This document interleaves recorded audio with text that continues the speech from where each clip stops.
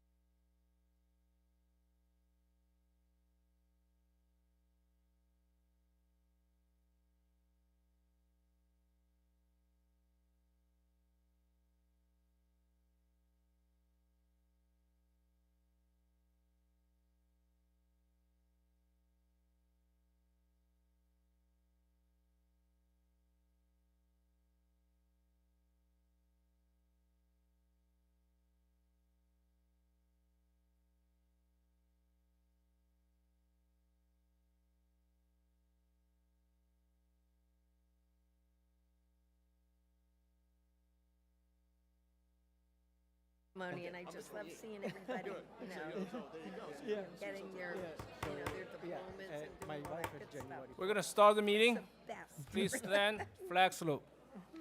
So I'm gonna listen for your speech, too.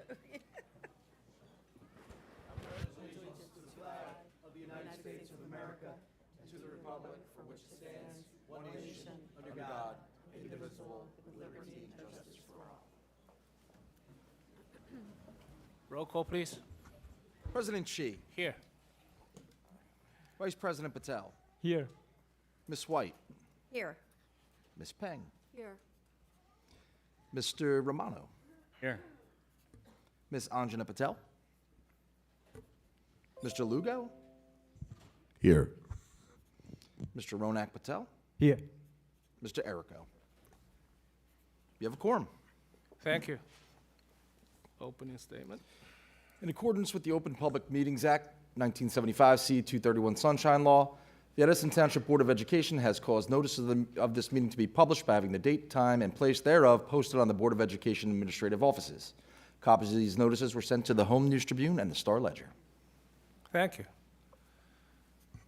As most of you know, that we started the strategic plan about a year ago, a little bit over a year ago, and it's a work in progress.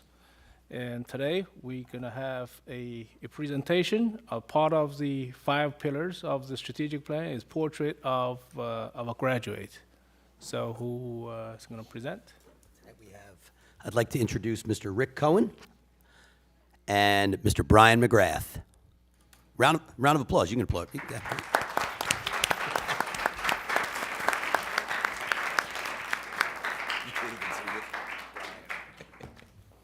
So, good evening. I would like to thank Dr. Aldarelli, our superintendent, board president, Mr. Xi, and the entire Board of Education for the opportunity to be here this evening to share with you all of the work that has been done in relation to the portrait of a graduate.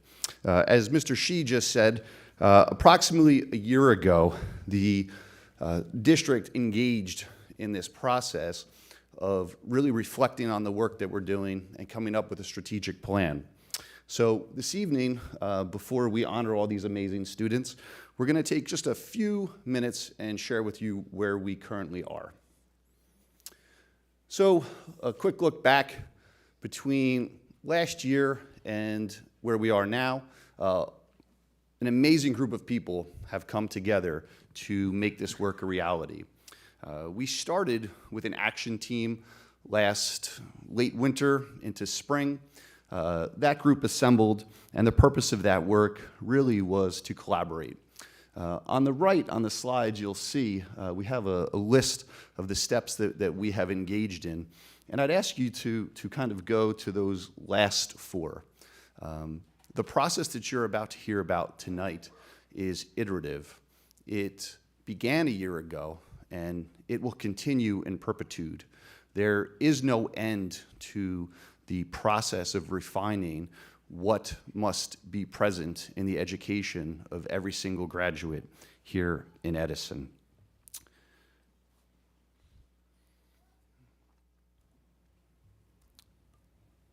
What has historically differentiated Edison Public Schools is our ability to provide students with the academic skills, the content knowledge, and the ability to become engaged and productive citizens. The work that you're going to hear about tonight not only honors, but builds upon that legacy.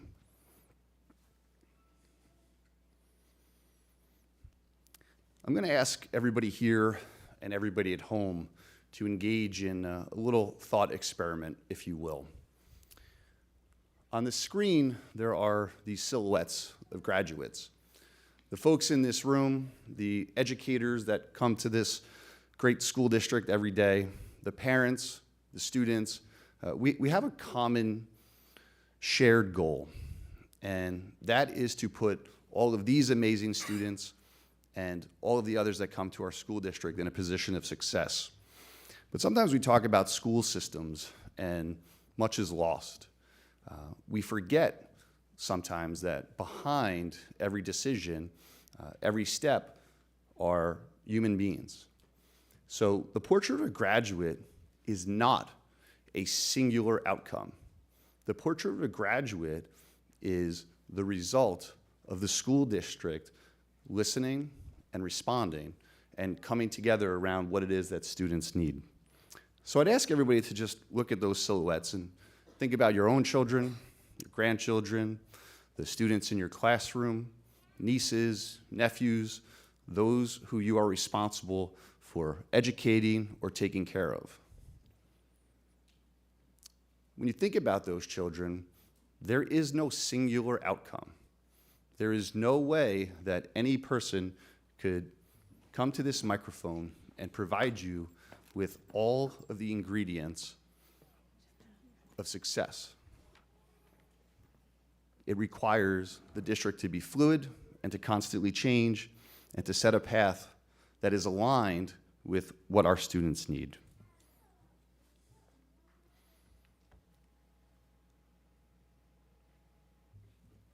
Mr. Cohen's going to come up in a moment, and he's going to talk to you about the 6 elements that have come out of the collaborative process, the listening process, and the hard work that's been done to this point. When you thought about the children, the young adults, the students that we are all responsible for, I would be willing to bet that these 6 characteristics came to mind. Those elements that, regardless of your career path, regardless of your educational aspiration, must be present. So if I leave you with anything, I hope it is this. The portrait of a graduate is complex, just like your family, just like what each one of those children who you are responsible for the outcomes that they want, and for the path that they're going to take. So again, this work, it is iterative. And tonight is really just a celebration and a sharing of where we are right now. And Mr. Cohen is now going to come to the mic and talk to you about these elements, and I'll come back to close it out. So, Mr. Cohen?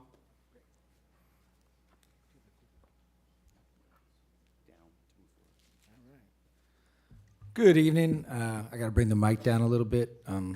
More vertically challenged than Mr. McGrath. Thank board, Dr. Arelli. Thank everybody for being here. It's an honor. I'm really excited to talk about the great work that's going on in Edison around a portrait of a graduate for our students. I want you to kind of look at these as pieces of a puzzle, these 6 characteristics.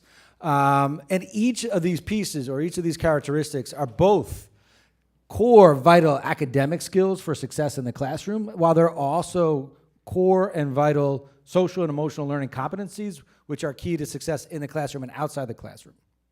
And what we're really aiming to do here is to engage all of our students in deeper learning of these characteristics, and also for them to become masters of putting all these pieces of the puzzle together so they can navigate and contribute to our diverse and interconnected schools, classrooms, and community.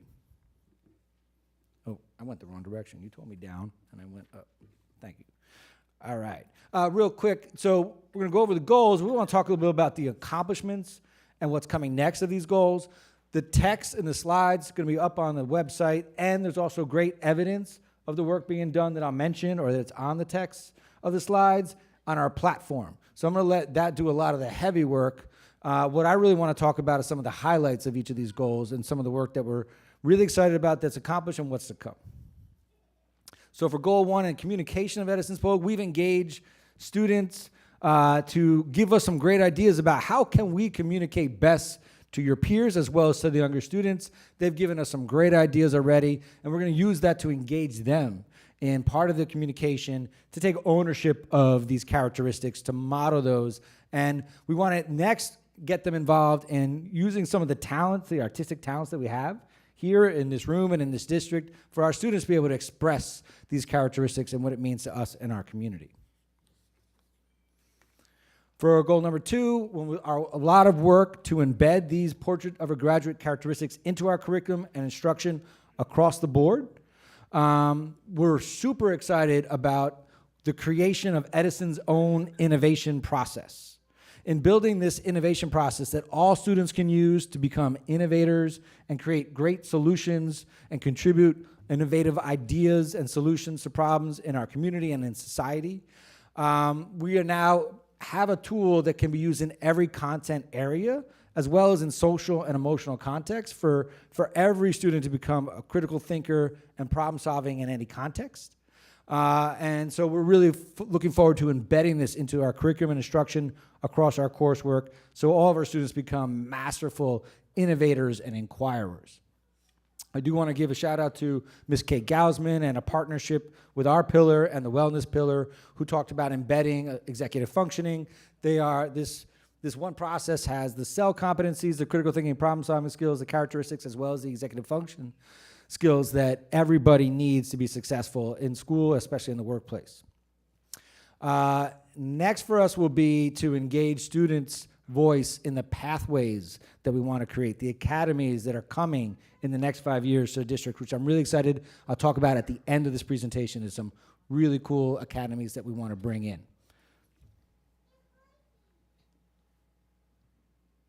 Oh, I'm hitting the laser. All right, there we go. All right, so a really interesting thing happened when we started talking to our students about the Portrait of a Graduate Characteristics last spring. We had representatives from both the high schools, and we asked, what are you experiencing from these characteristics in your life as a student? And we heard them rave about the ways in which they're applying these in so many ways already when it comes to their extracurricular activities. So we're really proud to offer an amazing array of extracurricular activities, and we're really glad to hear that we're challenging students to be navigators and contributors of a diverse, interconnected world outside the classroom after school. Right? However, what we want to do next is we want to build off the successes that the students are sharing, that they're having in extracurricular activities, where there be real critical thinkers and problem solvers and contributors to their community. But we want to bring that into the classroom so that our curriculum then is empowering students in the classroom, in their day-to-day experiences with curriculum, to be real-world problem solvers and innovators and contributors to the classroom and beyond. And so the idea is that just like if this was an example of what you might see at an extracurricular activity where kids are given, they have the tools, they have the different 6 characteristics or the pieces of that puzzle, and they are working hard together to put them together to be these contributors and navigators of society. The goal is to build off what we see as successful here and then build that up so that we can use those extracurricular great experiences to create academies here in our school for our students to be able to be engaged during the school day in these types of activities that we're able to challenge them to demonstrate all the portrait of a graduate. So I'm going to talk about those academies again in a minute. That's a big teaser. Sorry about all that. But goal 4, the key in order to be able to build these academies in our classrooms is to know what our students already do well and what we can do to embed into the curriculum to prepare them for all 6 characteristics of the POG. In order to do that, we've created an assessment tool in partnership with Nucella and Formative, and they've customized with us and our design an assessment tool that will show us where our students are strong with our POG and where there's areas that we can help provide more support through curriculum and instruction or programs. And last week, Nucella had a big retreat out in California for their company. An employee, there was open mic to the president of the company, and an employee went up to them and said, what are you most proud of in your work in 2024? And he said, the innovative work we're doing in Edison to create assessment to really measure the different characteristics of students and their success.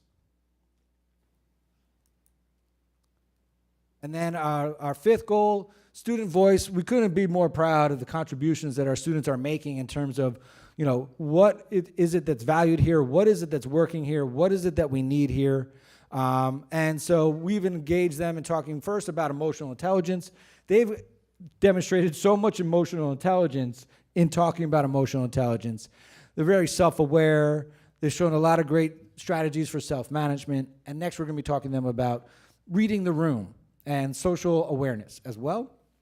But then we want to take that beyond, and we want to meet with more and more students We had a meeting with a bunch of students in December. We're going to meet with more in February, and we want to start talking about as well, what are those pathways and these academies that would really challenge you and that would really interest you and engage you in civics and ethical decision making and innovation. So really excited to announce some of these things, these programs that are coming based on student voice, based on the committee from the Portrait of a Graduate, and in collaboration with the Pathways Committee with Ms. Benita Gomez and Ms. Nicole Halpin. In terms of new courses that we're really excited that we want to use to engage students in deeper learning of the Portrait of a Graduate, we're going to be able to offer AP Human Geography, AP Cybersecurity, and AP Psychology. And then looking forward to the future, we want to be able to build some academies where students like the STEM Academy at Edison High, which we're very proud of, have other career pathways where they can explore here in high school, get really engaged not only in doing real world things in the classroom, but real world things outside the classroom. Get them engaged in internships, bringing in experts from the field into the classroom. So we're looking to build pathways for and academies for computer science and robotics. We already have a great engineering program here in Edison High. We want to add on to that to build more of a STEAM kind of academies across the district, including like architecture. We want to build business academies, allied health pathways, and a lot more to be determined. But in already talking with the Pathways Committee, there's endless opportunities to build off our auto workshop and do automotive technology and hospitality, where students can leave these academies with certifications that they can use to go out and navigate and contribute our diverse and interconnected workplaces and society.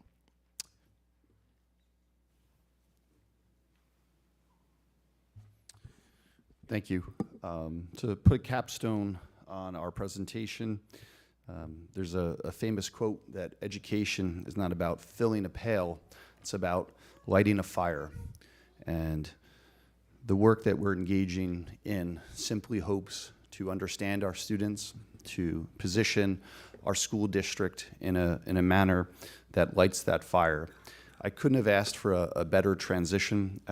Over the last few weeks, Mrs. Daniels and myself have worked to put together some of the slides. She worked on the graphics, but all of the graphics sort of pale in comparison to the backdrop that I have for this presentation. If the students who are here tonight to be recognized could just stand for a brief moment as we transition out. Don't be shy, it's okay. For as many students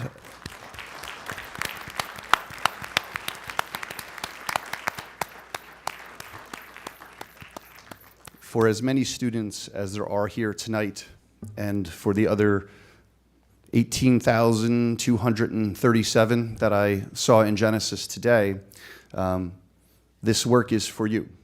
There are different aspirations, different definitions of success, and certainly different outcomes among you and all of the students here in our district.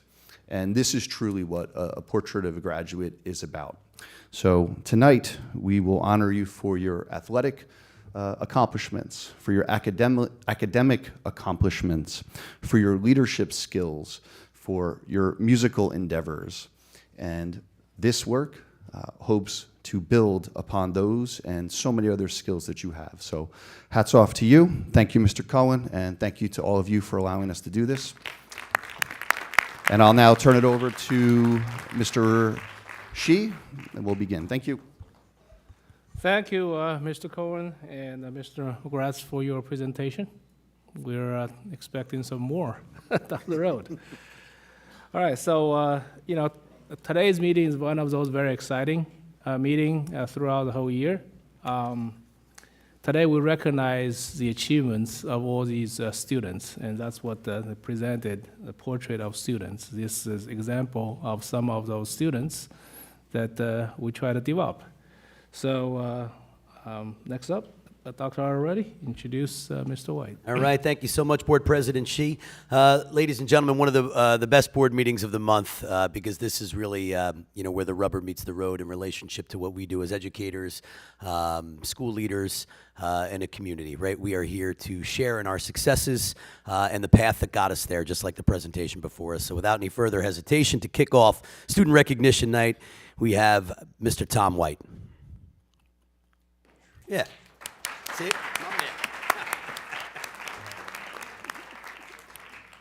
Good evening, everyone.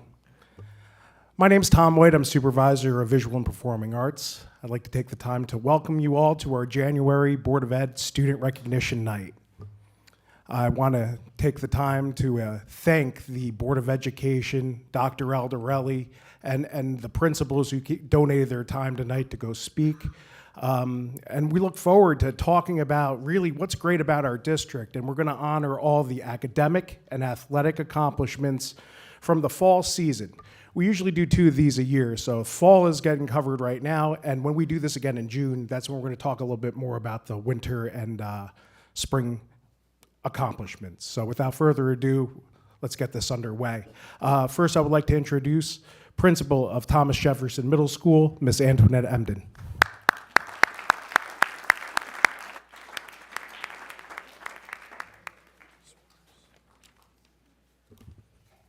Good evening. I'd like to thank Dr. Aldarelli and the Edison Board of Education for providing an opportunity to recognize student excellence beyond the classroom. Students, please stand when you hear your name. Under the direction of Ms. Holly Rebovich and Ms. Mona Patel, I'd like to recognize Pranav Prasanna for placing 3rd in the Science B regional competition.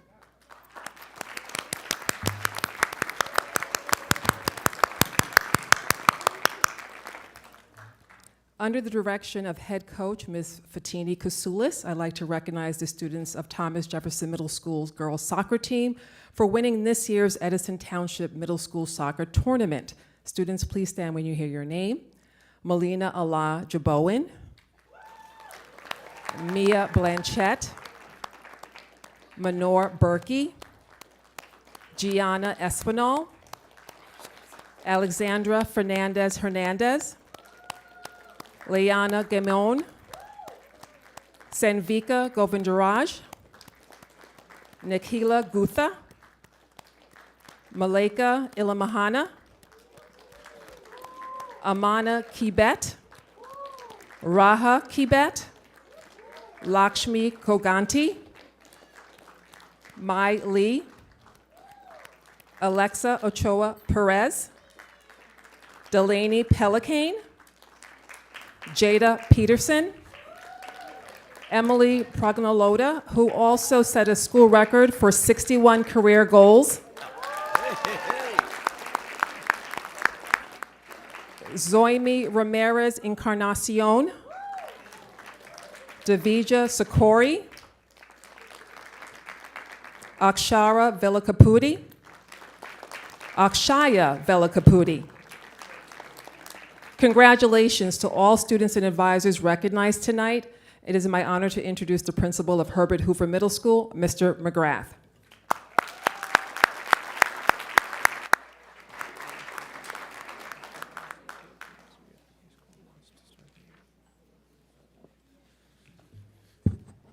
Again, I'd like to thank Dr. Aldarelli, Mr. Shi, and the entire board for the opportunity to honor our amazing students.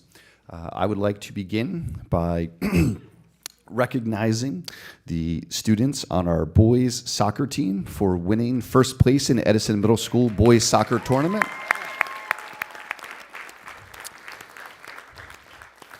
I'll start by thanking Mr. Joe Thors, the amazing coach that put all the work into getting them here. So, Mr. Thors. Gentlemen, when you hear your name, if you could please stand. We'll start with Mr. Noah Andrade, Michael Arawugan, Anthony Awadala, Abdel Carrion Pariona, Alex Dorr, Benjamin De Silva, Advi Duvetti, Joseph Fernandez, Benjamin Ferreira Freitas, Smaler Gonzalez Campos, Varun Ketragada, Aveen Kunal, Ian Miller, Johan Anto Johnson, Kevin Adrago, Ila Petrovich, Michael Randazzo, Tiago Vieira, Luis Bravo Balbuena. Round of applause, gentlemen. Congratulations. I'd also like to congratulate and recognize those participants who placed silver medal in the FCCLA fall competition under the tutelage of Mrs. Joanna DeFrancesco. When you hear your name, please rise. Sandis Rashid, Pavishna Manakandan, and Fanu Giselle Ranslin. Congratulations. I would now like to welcome Dr. Joni Valentine to the podium.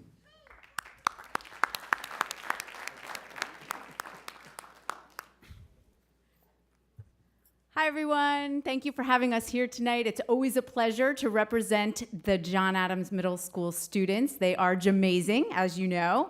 I'd like to start by recognizing the coach of the cross-country team, Mr. Doug Pissarro. He tells me every season I'm going to come back one more time because we just keep winning, so we have to keep that attitude and keep that going. Congratulations to the following students who are first place 2024 GMC Middle School Girls Varsity Cross Country. Anvi Ahuja, Anika Anand, Kamna Balajakumar, Rishika Badavula, Savannah Kecho, Krisha Shandanara, Isabel Durek, Asara Durek, Laya Gabanathan, Sanvi Hazra, Anaya Maniar, Naisa Mishra, Sanvi Parikh, Mithra Ramji, Akshita Santhakumar, Akshara Shankar, Sanvi Shetty, Samar Sadi, Arnav Vashi, Anva Vora. Congratulations to all of those students. And again, congratulations to Mr. Doug Pissarro and the cross-country third place 2024 GMC Middle School Boys Varsity Cross Country students, Ayan Dagra, Jacob George, Darsh Gazwani, Rohan Katakumar, Sathik Landi, Vihan Lakhandi, Priyansh Maniar, Avi Mishra, Vedant Patil, Vishwaji Pradhan, Ayan Salian, Sahaj Shah, Ved Sahatra, Am Srinivasan, Anvai Tomar, Samitha Vakman, and Sumed Varshni. Congratulations to all of our student athletes. Next, I'd like to congratulate Miss Susan Sego and Miss Lauren Lopez, the advisors of FCCLA. We have several students being recognized tonight, none of whom can be here. They're busy working toward their next set of accomplishments. But congratulations to all of the students who accomplished at the FCCLA Leadership Conference this fall. We're very proud of you. Continue to be jamazing. At this time, I would like to introduce Dr. Lofek from Edison High School.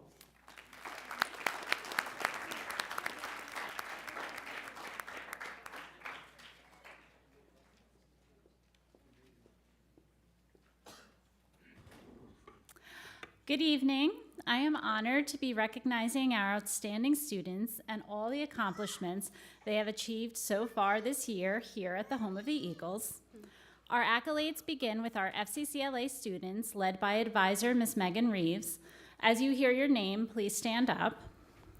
For What's the Buzz, third place silver medal, Harim Soheil. In Passion for Fashion, gold medal, Haley Klichevsky. Second place gold medal, Fatima Aliva. First place gold medal, Kaylin Saavedra Lopez. Maimuna Majumdar and Mihak Patel. And first place gold medal, Dhruvi Patel and Anya Jarawala.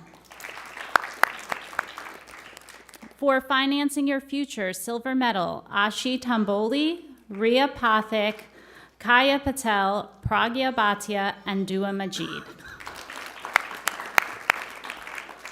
First place gold medal, Ishan Javeri, Yashushvi Kompella, Kavin Malavia.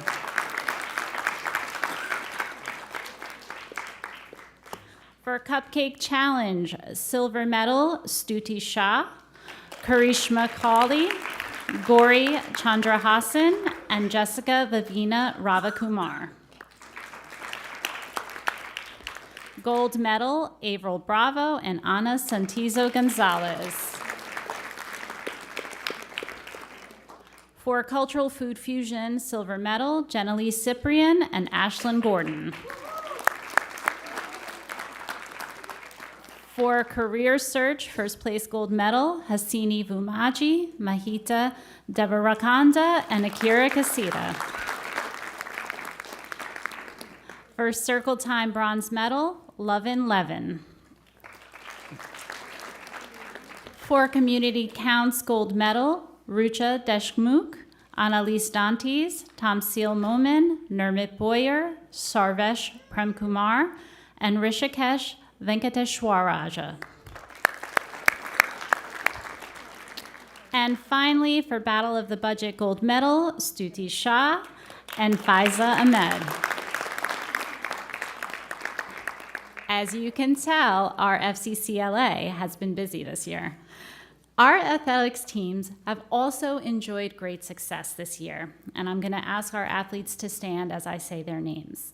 Receiving all-white division in girls volleyball, led by Coach Jason Wernland, we have Cheyenne Singer, Sachicha Balamuragan, and Aini Syed. Receiving all GMC Team Beam and first team All-State recognition in gymnastics, led by Coach Leanne Salvatore, is Emily Hurike. Receiving all GMC Team All-Red Division recognition in girls soccer, led by Coach Kaylin Morelli, are Kaden Aravena and Isabella Charles.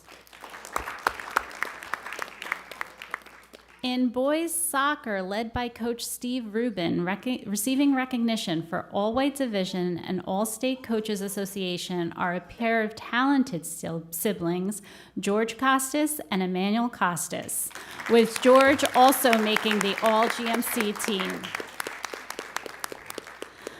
Receiving all division, National Silver Division, and Big Central Conference in football, led by Coach Matt Yasko, are Sean Garland, Justin Boslett, and Diedrich Harvey. And finally, our award-winning band, led by Mr. Mark DiNicolo, Mr. Derek Dillman, and Mr. Michael O'Leary, has several areas of recognition in making the CJMEA All-Region. For percussion ensemble, we have Albert Battagliotti. For band, we have Charles Kurtzing, Sophia Wu, Christopher Chedge, Albert Battagliotti, and Juan Mora Herrera. And for orchestra, we have Sophia Wu and Juan Mora Herrera. Congratulations, Eagles, you make us proud. Next will be Dr. Kim, principal at the Home of the Hawks, J.P. Stevens.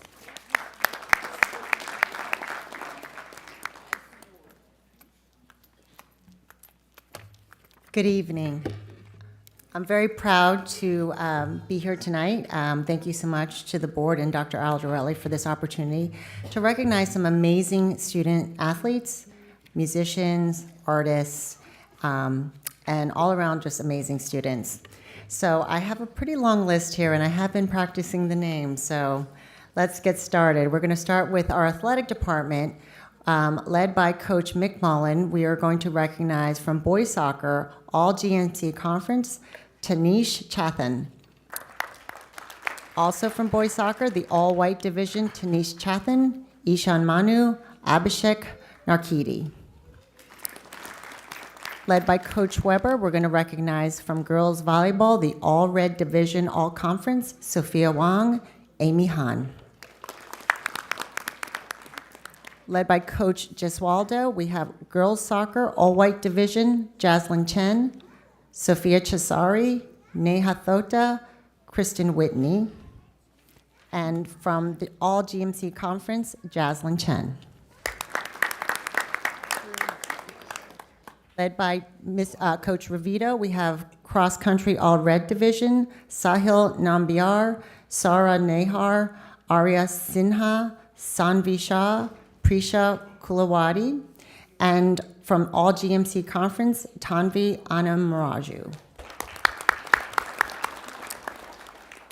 Led by Coach George, we're recognizing from our football team, making Patriot All Gold Division First Team, Lamar Raidford, Kadir Johnson, and Marquise Webb. Led by our directors, Mr. Lee and Ms. McElroy, we're going to turn our attention to choir. These are all the students who made the CJMEA Regions in treble choir. We have Advika Anand, Anushka Bala, Marcy Dangerville, Trisha Hulikari, Swara Joshi, Akira Kilson, Ambika Kumar, Mathika Mudigati, Meghna Ravindran, Hrithika Vedula. Also, in the CJMEA Regions Mixed Choir, we have Simran Arji, Smruti Arun, Surya Bansal, Sanvi Chukekar, Swara Jadav, Mirup Kaur, Amani Kankar, Anaya Mahidara, Nikul Malu, Dhruv Michandani, Mihathi, Nutupati, Victor Agunyemi, Aditya Parikh, Adrija Paul, Manoj Singh, Vidika Srinivasan, Arya Toyserkani. And from orchestra, led by Dr. Verdi and Mr. Lee, we have, it's mixed up, but CJMEA Region Orchestra, we have Leilani Gupal, Paige Wong, Pranav Murthy, Yashant Balagurusamy, Neha Thota, Ahana Shah, Shlok Kumar, Kinshuk Malik, Maya Shukla, Ansh Sheth. Also from orchestra, All Eastern Orchestra, we have Howard Shue. And now in choir, led by directors Mr. Lee and Ms. McElroy, we have NAMFE All Eastern SAB Honor Choir, Srinitya Bhattiprolu, Sarah Dalo. Also the NAFME All Eastern Treble Choir, the Honor Choir, Advika Anand. We have ACDA All National Grade, 11th and 12th grade, SABT Honor Choir, Srinitya Bhattiprolu. We have the ACDA All National Grade, 8th through 10th, SSAA Honor Choir, Trisha Hulikari. And finishing up, we have from choir, ACDA All National Grade, grades 7 through 10, tenor bass honor choir, Dhruv Michandani and Shaurya Bansal. Okay, and now we have, led by our band directors, Mr. Zazali, Mr. Hendrickson, and Ms. Ferrali, we have all the students who made CJMEA Region Band. We have Devansh Shah, Viren Bapat, Justin Nee, Sejin Kim, Yuvin Amala Arasu, Sahil Kulkarni, Dev Zivari, Tassin Afroz, Simran Tangri, Shreyas Thirumali, Siddharth Vaidya, Reina Shirali, Christopher Juan, Johan Krishan, Taran Vakata, Pranav Velumapalli, Pranav Bolero, Siva Srinivasan, Rishith Dugi Mupati, Tanay Shah, Avinash Rajakal, Ishan Nadpara, Shrey Sawal, Arnav Lang, Manav Chittareddy,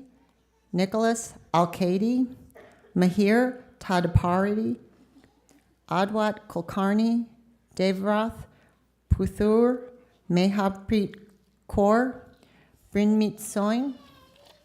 That was Brinmeet Soin. We're done with the band. We can give them all a round of applause. All right, and our last category is FCCLA. We have a lot of winners. I know they've put so much time and effort into this. So, led by their advisors, Ms. Dimitea, Ms. Zoransky, and Ms. Olenchek. So, first place gold medal, perfect score, caregiver carryall, Shelly Dash and Ayman Masood. First place gold medal, membership matters, Mehak Patel and Neer Raina. First place gold medal, tune into FCCLA, Public Health and Safety, Manch Gupta. First place gold medal, What's the Buzz, Drishti Banmitapati and Anjali Sinha.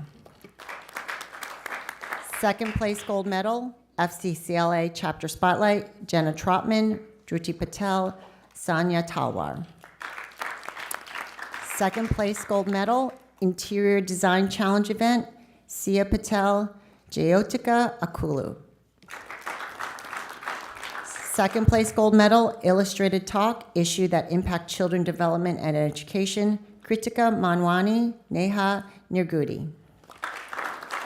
Third place gold medal, Caregiver Carryall, Sophia Gollum, Sonia Kulkarni, Kaya Patel. Third place gold medal, Battle of the Budget, Sai Rishita Kona and Janavi Singh. Gold medal, Food Fascination, Malav Shah. Gold medal, Illustrated Talk, Personal Family Matters, Kingshut Malik, Dhruv Amagoni. Gold medal, Battle of the Budget, Sidrar Garg, Om Singhal, Hitha Srinivas. Gold medal, Illustrated Talk, issues that impact food and nutrition, Aparna Nair, Hasini Yedlapali. Gold medal, Creative Stitches, Manvathi Adapala. Gold medal, Financing Your Future, Pranika Kaluri, Sanvi Batalepanumarti. Gold medal, Circle Time, Jia Sulgiri, Raja Ramesh. Gold medal, Apps in Education, Kiran Jayakumar, Meenakshi Ganasan. Gold medal, Saying Yes to FCS, Janani Kanakaraj, Nitya Alumolu, Abba Tambi.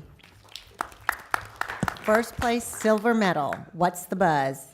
Ishal Siddiqui, Drisani Chakraborty. Silver medal, Career Search, Sri Krishna Vishita Kara, Sahana Balaji Kumar. Silver medal, Creative Stitches, Charlize Asif.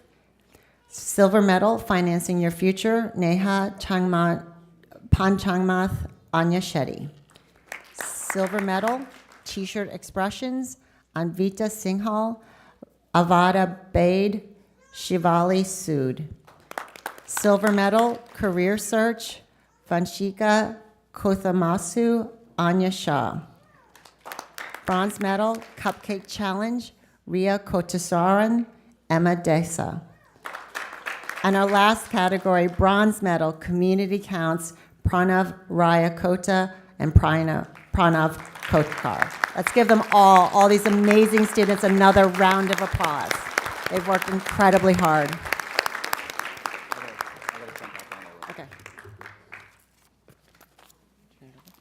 There was one student omitted from my sheet, and I would be remiss if I did not recognize him. He was a critical part of the boys soccer team at Hoover. An apology to his family who came out on this cold night. So Michael Puglisi, if you could stand, and we'll give you a round of applause that you so well deserve. All right. Congratulations. Thank you. And I'll turn it over to Mr. White.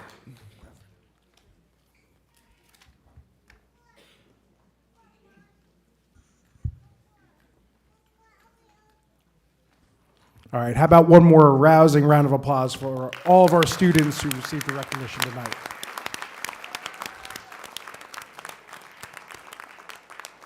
And thank you again to everyone for braving the elements tonight. And I had a very in-depth conversation with my personal assistant. Her name's Alexa, and she told me, and under good authority, that it's under 20 degrees outside, and it's probably going to fall to the single digits tonight. So great job, guys, finding your way here in such rough conditions. So give yourselves a round of applause for that.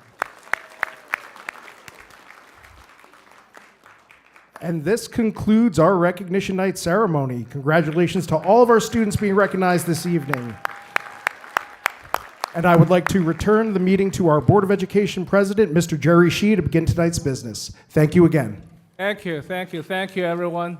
And thank everyone for coming on a cold night like this. And when you go home tonight, please thank your parents, all right? They're your bankers, they're your chauffeurs, all right? Tomorrow morning when you go to school, thank all the advisors, the coaches for what they have done to put you here, okay? Now we're gonna have a 5-minute recess, and we're gonna resume our normal agenda. Thank you very much. Have a good night.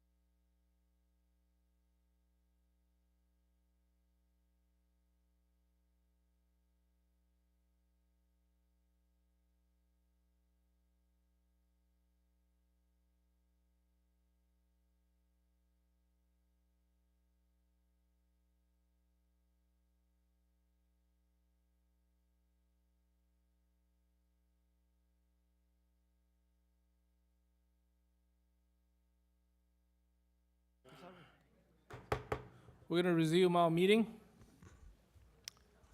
Coming up, it's Board President's report. I don't have a lot to say, but I just want to congratulate our students again and thank all the parents, the family members, and the advisors and coaches for all you have done. We just had a very cold night this past weekend.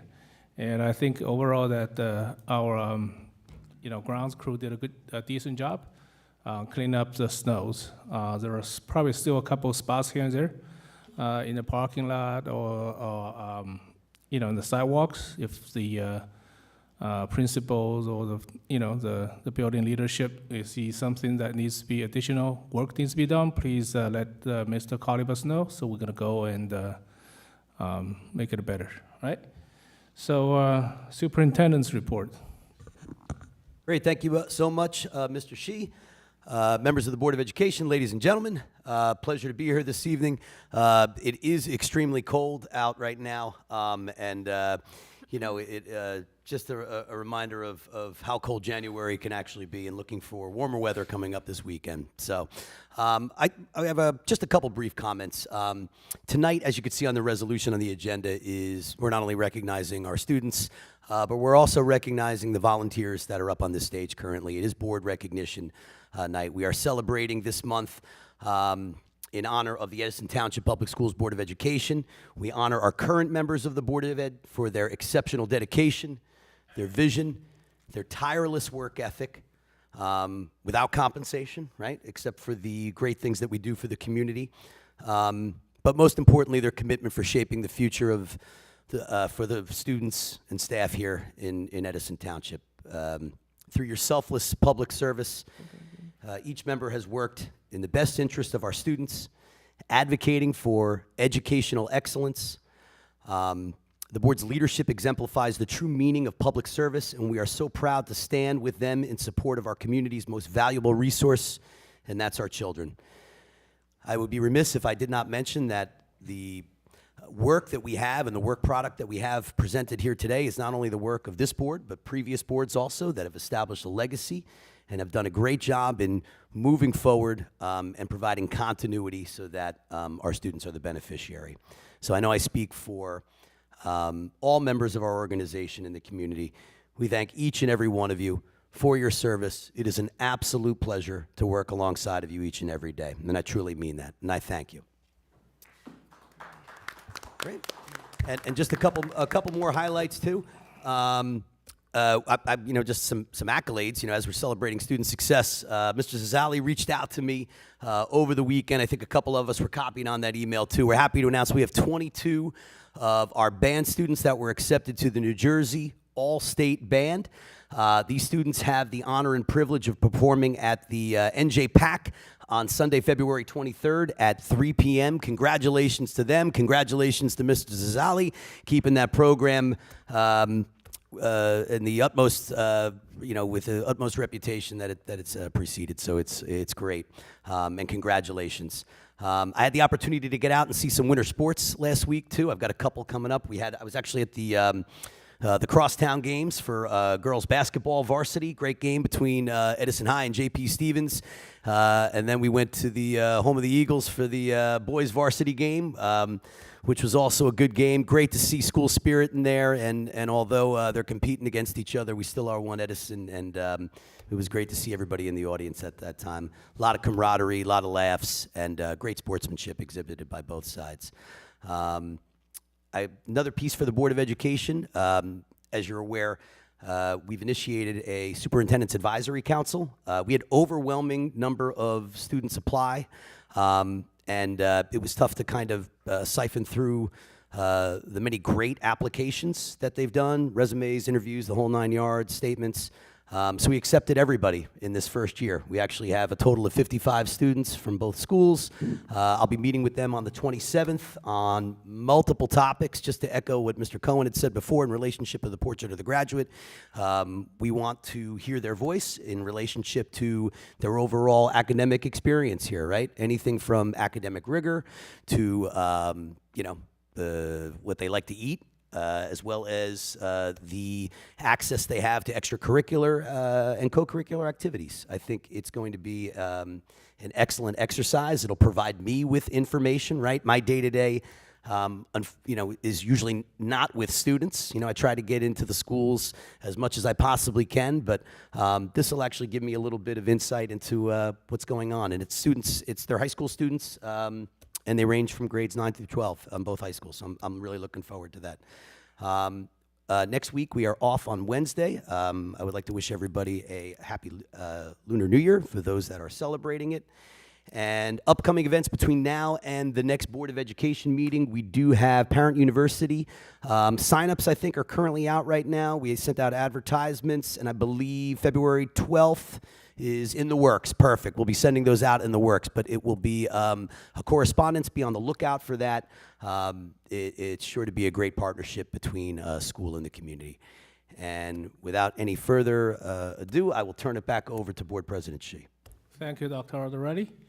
Now we have our student council representative. So we're gonna go with Edison High first. Derek Dudek. Hey everyone. As everyone's getting settled back in from winter break, we're starting to pick things up around the school. In a few weeks, we're looking to have a Valentine's Day themed Battle of the Classes event, which will include people matching up and being quizzed on how much they know each other. And around then, we might have a Spirit Week, and if we don't have it that week, we'll definitely have it leading up to our next event. And that event, coming up exactly a month from today, is our annual Dodgeball for Charity event. On February 21st, we'll have music blasting in the big gym as teams of 6 to 9 players compete in a tournament wearing costumes ranging from LeBron jerseys to ballerina outfits. And we also have a Minecraft build battle coming up, a White Elephant event, and our band program is hosting a Tricky Tray event. And now looking at our sports, our boys basketball team has already matched their win total from last season. They're now 7-6, coming off of a 7-17 season, with a huge turnaround being led by seniors Deidre Harvey, Jonah Norris, and Kamir McKay, as well as junior Diraj Sampara Boyina.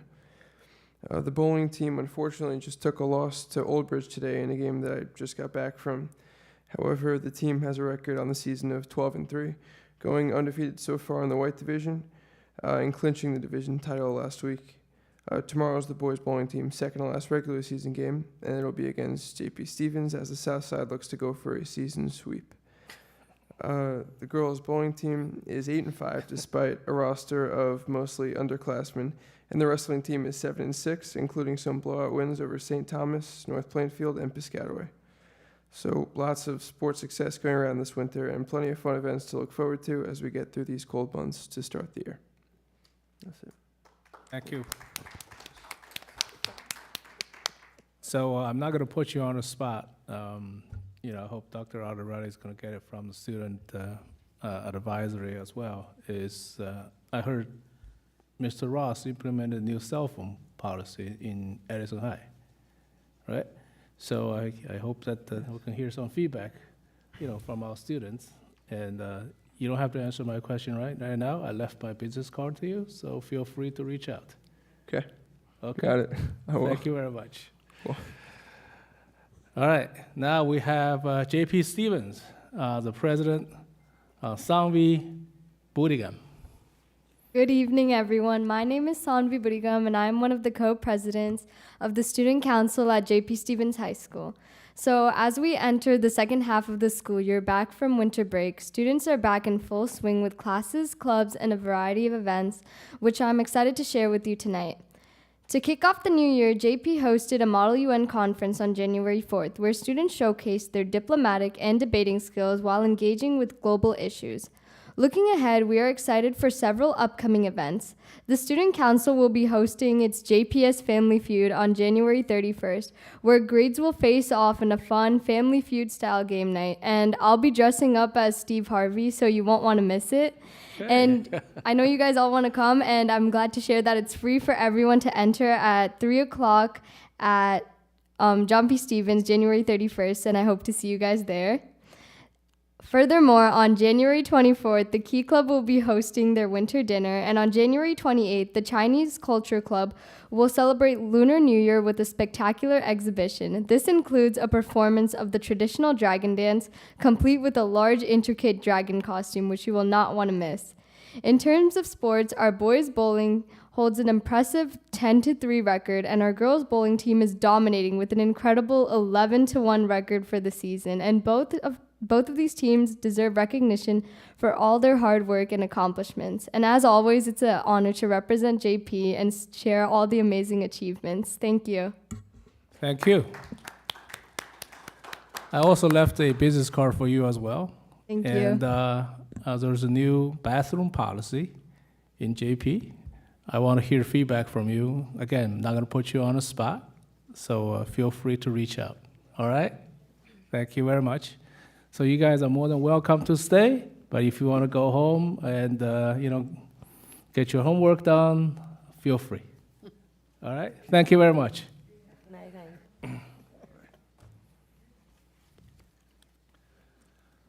All right, so we're going to go through our regular agenda. So you have the packet in front of you. So we'll open up for public comments for resolutions only.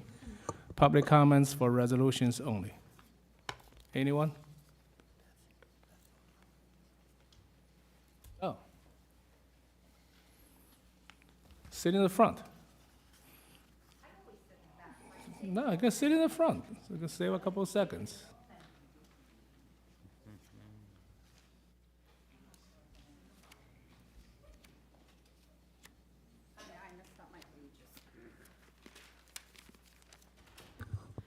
Beth Chalke, 15 Midwood Avenue. First of all, under finance and facilities, I just have a question if you can clarify. There's an approval of RFP 2509 for certified virtual instruction to proximity learning.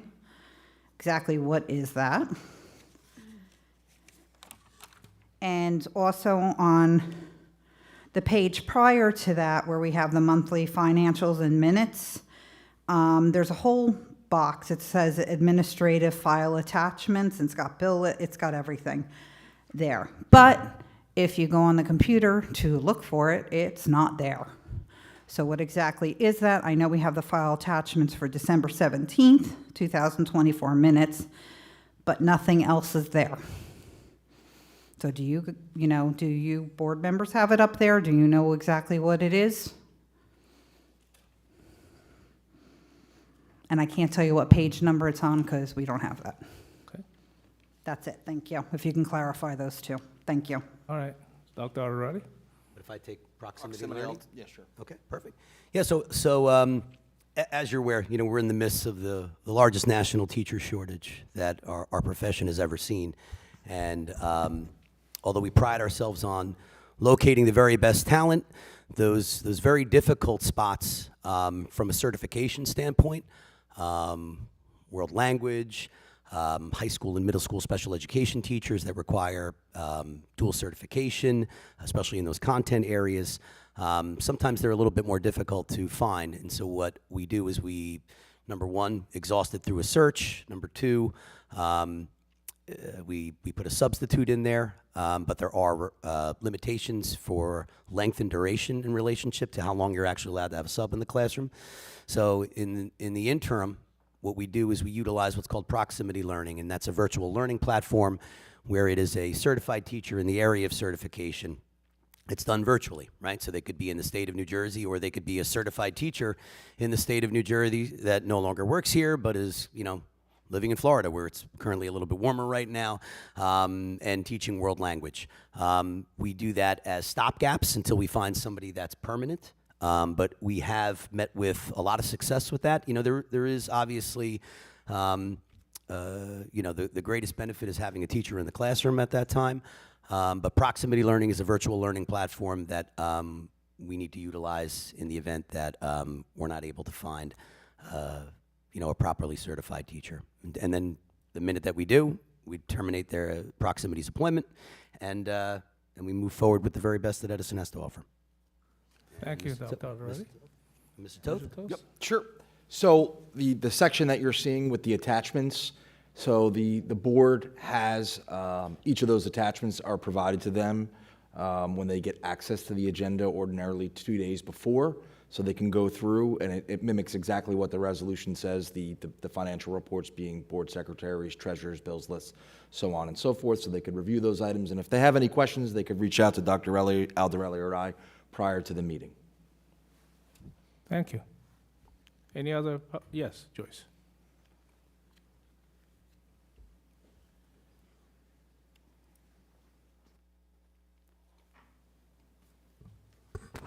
I don't know if this is the time I'm going to ask about this AI information. As long as it's in the resolutions. That's not running resolutions? It's policy, it's part of the resolution. Yeah. Oh, okay, good. Because I wanted to know, because, see, I know that from being involved in state education that we're having a great literacy problem. Everybody thinks they're super smart, but everybody's regurgitating and just saying stuff. A lot of stuff that people are not using critical thinking.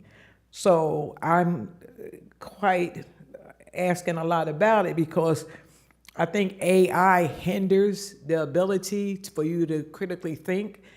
And I don't know if the teacher, you don't really know if the kid can really write, if they can do something on their own, because I know with AI, you can put three lines in and they can construct the whole paragraph and everything for you. So I just like to know, what extent do we want the Edison students to use a lot of AI on their assignments? Because when we send people from Edison to different colleges and school, we brag about how well educated our kids are. I don't want them to get there the first day of college and the lady said, clear off your desk, here's your assignment. And because you've been using AI so much, you failed assignment. They collect up the papers. Then when you do your assignment and you hand in the AI assignment, the teacher calls you up and says, this is how you really write. That's just me. I don't think that AI should be used in such a large quantity within our school. And I don't think it should be really used at all at the elementary level until we bring up the literacy within the state of New Jersey, because we're one of the top education people. And it's okay for me to regurgitate what you said to me, and I can get A+ on every test.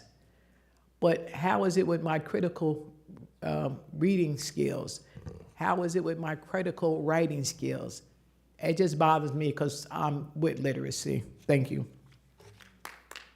Thank you. Dr. Alderelli? Sure. Thank you so much. Listen, I couldn't agree with you more, right? So in this policy right now, obviously Strauss Esme is the organization that crafts policies, sample policies for Board of Education review. There was actually a list of about 15 different indicators on this policy. I think we narrowed it down to about 9 of them that we were comfortable with in relationship to the policy. And it just provides guidelines in not only what the expectation for use is for staff and students, but to create regulations based off of that, right? So in the absence of a policy, there is no real guideline for, how we utilize this massive artificial intelligence tool that, is really occupying all space currently right now. So just to read a couple highlights off of these pieces, right? Item number 2 is the policy will create an explanation on how and when and to what extent a staff member may permit a student to use AI in assignments. It requires that each staff member authorized to permit students to use AI in the classrooms. They must inform the students at that time. It has a procedure for the superintendent or designee to enact these pieces, to assign somebody as a coordinator for those components. So this is really the shell of a deeper AI plan. It actually mandates an AI plan too, how we're going to use it, to what extent, and at the same time, never to the detriment of teaching and learning, critical thinking, interpersonal skills, things that cannot be replaced by AI. Thank you, Dr. Alderelli. Yes. Matt. Hi, Matt Revnak, ETA President. I just have a follow-up question with the proximity learning. I'm assuming this is being done and because we can't get a teacher during the normal school hours, meaning that there's nobody to do a .2, for example. Is it any issue because I know we've done this before, like you have, let's say, for example, a psychology class, that there's one section at Edison High, we have 5. As you know, we did last year work on virtual learning, which I know we're both against. We prefer in person. Yes. But I always like to see it go. I think our people in district, when possible, are always do the best job. So I do want to, verify that this is really a last alternative, that we can have someone in-house do it. Great. Yep, the one example that Mr. Revnak just did cite is 100% accurate. It is a last resort for all aspects, .2s, the opportunity for our own staff in some way, shape, or form to transfer between schools, things along those lines. It has always been a last resort, absolutely. Yes, Mrs. Conway.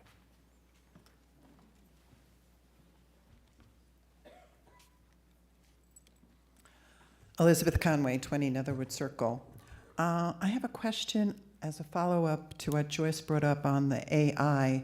And as reading the policy, it sounded like there would be a coordinator established to make a foundation for the use of AI.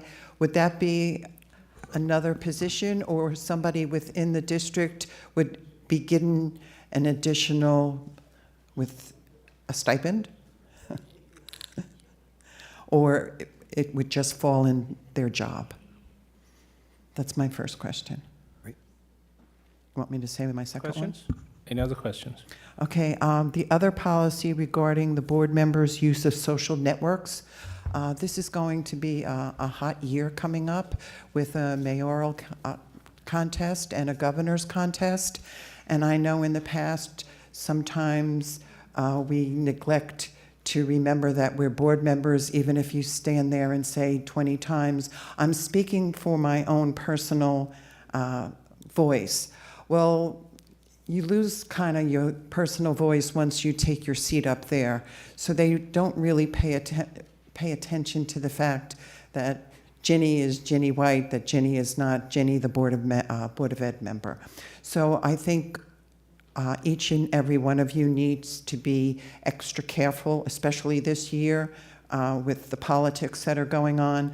I was a little put off the night of the reorg that a gentleman that's running for governor came to install a board member when he's running for governor, and he's not even from our district. So it bothers me that we're stepping over the line without even endorsing. So I'm just warning each and every one of you to be careful, especially this year, because Edison has its own politic problem. I don't want it to get worse in this building or wherever the Board of Ed meeting is held. Thank you. I'll come back for other stuff. Thank you. Eddie? Yeah, great. Yeah, to answer your question, Ms. Conway, yes. So we are looking at actually all of those options, to be honest with you. We don't believe that it's going to be an added staff. We think that it could be added responsibilities in the form of a stipended position, but a little bit of restructuring within a couple of the departments. We believe that we can have an AI coordinator within the existing staff that we currently have. Okay, any other comments on resolutions? Yes, Sue.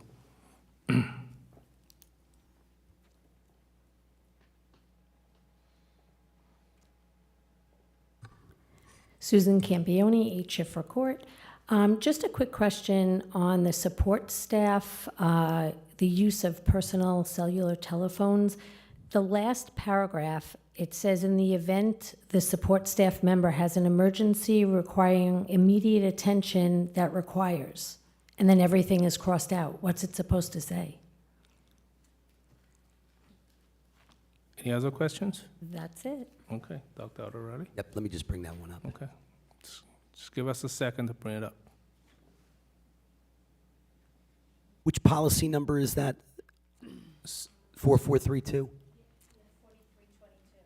4322. Perfect. 4322.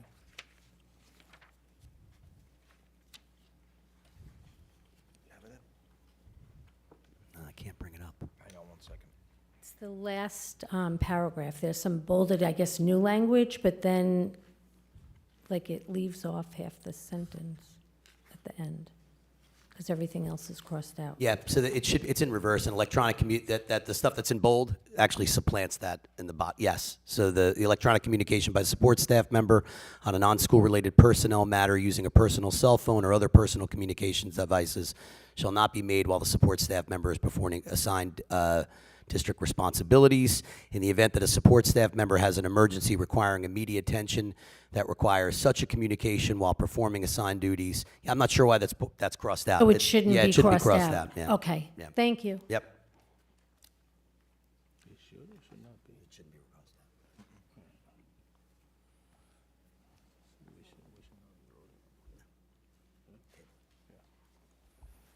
Okay. Brian? Good evening, everybody. Brian Rivera, Edison, New Jersey. One thing I noticed being this far is I can't even see yous. So I think I'm aging where I need some glasses, so bear with me reading this and talking to you individuals. But I do have a few questions regarding the resolutions. It's been years since I've seen what the public actually sees on an agenda versus what a BOE member sees on agendas. So my question is the following. Is the bills list privileged information? Because I tried looking for the bills list today and I couldn't see where we allocated funds to. So I ended up getting a copy of it because I asked for it.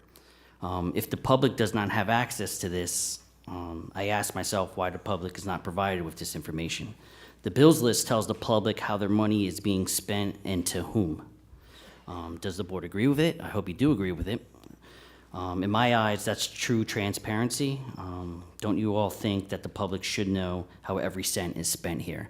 So my question is, in the future, are we gonna post the bills list so every person in the audience could see how every nickel, penny is spent? Second question, because I was able to access it and get access to that document, I saw that there was 26 entries for legal bills payable to Iglesino and Taylor for roughly about $45,000. What were these costs for, and how much of those costs were related to Policy 5756 from this firm? I actually had a conversation with Mr. Marrow last week, and I let him know that the district, speaking to central administration, we spent over $20,000 on that policy just for research. So I wanted to publicly know that we did our homework, and thank you for bringing it up. Number 3, I also saw there was 9 entries for DMR for a total of $223,000.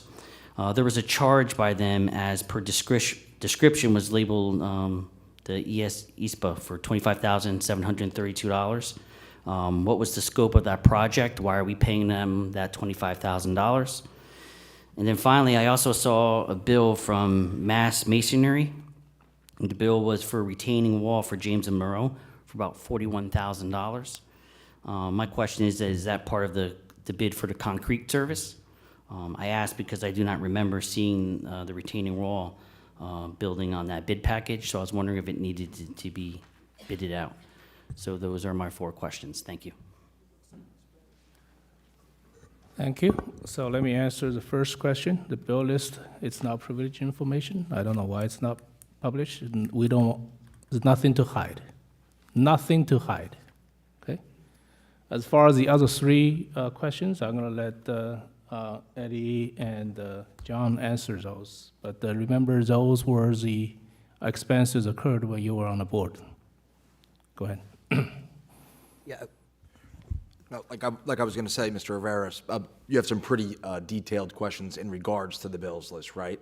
So, with those type of questions, I advise you have my office phone number. Call me, and I can discuss with you them in detail, because they are some detailed questions. So I have no problem answering them. Call me anytime, or if you'd like, you could submit an Oprah request, and I can answer them that way as well. Is it easier just to send an email? No back and forth, please. It's easier, you can send a question to Dr. Huss, and we're going to follow up on that, because that's a practice last year, so let's follow that practice, right? Any other public comments on resolutions? Other comments on resolutions? See none, can I have a motion to close public comments? Motion. Second. Okay, Mr. Romano and Vishal Patel. All in favor? Aye. Okay. All right, so let's go through the agenda items here. Can I have a motion to approve personnel agenda?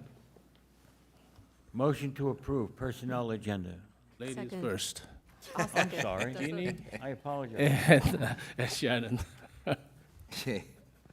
I stepped to the rear, no problem. You got to look. All right, roll call, please. Mr. Ronak Patel. Yes. Mr. Lugo. Yes. Miss Anjana Patel. Yes. Mr. Romano. Yes. Miss Peng. Yes. Miss White. Yes. Vice President Patel. Yes. President Shi. Yes. Motion carries. Now can I have a motion to approve administration, curriculum, instructions, and the pupil special services? I'm looking at the ladies. Motion. Okay, Shannon? I'll have to say it. Okay, do I have a second? Joe, you can have a second. I'll take this that time. one. All right. Mr. Ronak Oh, Patel. wait. Sorry, I forgot this. We need to table this policy 4322, that the issue that Sue brought up. So we're gonna table that. Do I need a motion to table that? We have a motion and a second currently. To approve? Yes, after we do that, then you take and you do that as a table. Say So it- we say it vote on. I can do that after? Okay, all right, so, all right, roll call. Sorry? Mr. Ronak Patel. Yes. Mr. Lugo. Yes. Miss Anjana Patel. Yes. Mr. Romano. Yes. Miss Peng. Yes. Miss White. Yes. Vice President Patel. Yes. President Shi. Yes. So now I have a motion to table the policy 4322. Motion. Okay. Joe, you second Second. again? Okay. All right, roll call, please, just to table the policy 4322.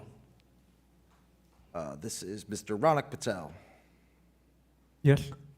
Mr. Lugo. Yes. Miss Anjana Patel. Yes. Mr. Romano. Yes. Miss Peng. Yes. Miss White. Yes. Vice President Patel. Yes. President Shi. Yes. Motion carries. All right, now let's have a motion to approve finance, and Ron, and you and me, we need to abstain from the meeting minutes, December. Motion. Okay, Joe, you want it again? Second. Okay. All right. Mr. Ronak Patel. Abstain? On the meeting minutes. So you can approve all the other stuff. Okay. Yes, everything except meeting minutes, if that's what you want. Okay. Everything except the meeting minutes. Noted. Mr. Lugo. Yes. Miss Anjana Patel. Yes. Mr. Romano, Yes. Ms. Payne, Yes. Ms. White, Yes. Vice President Patel, Yes. President Shi. Yes on everything except the meeting minutes. Noted. Motion carries. All right, thank you. So since it's very cold outside there, I'm going to switch the order. Let's open up for public comments. So anyone public who wants to make a comment, it's your time. All right, Anthony.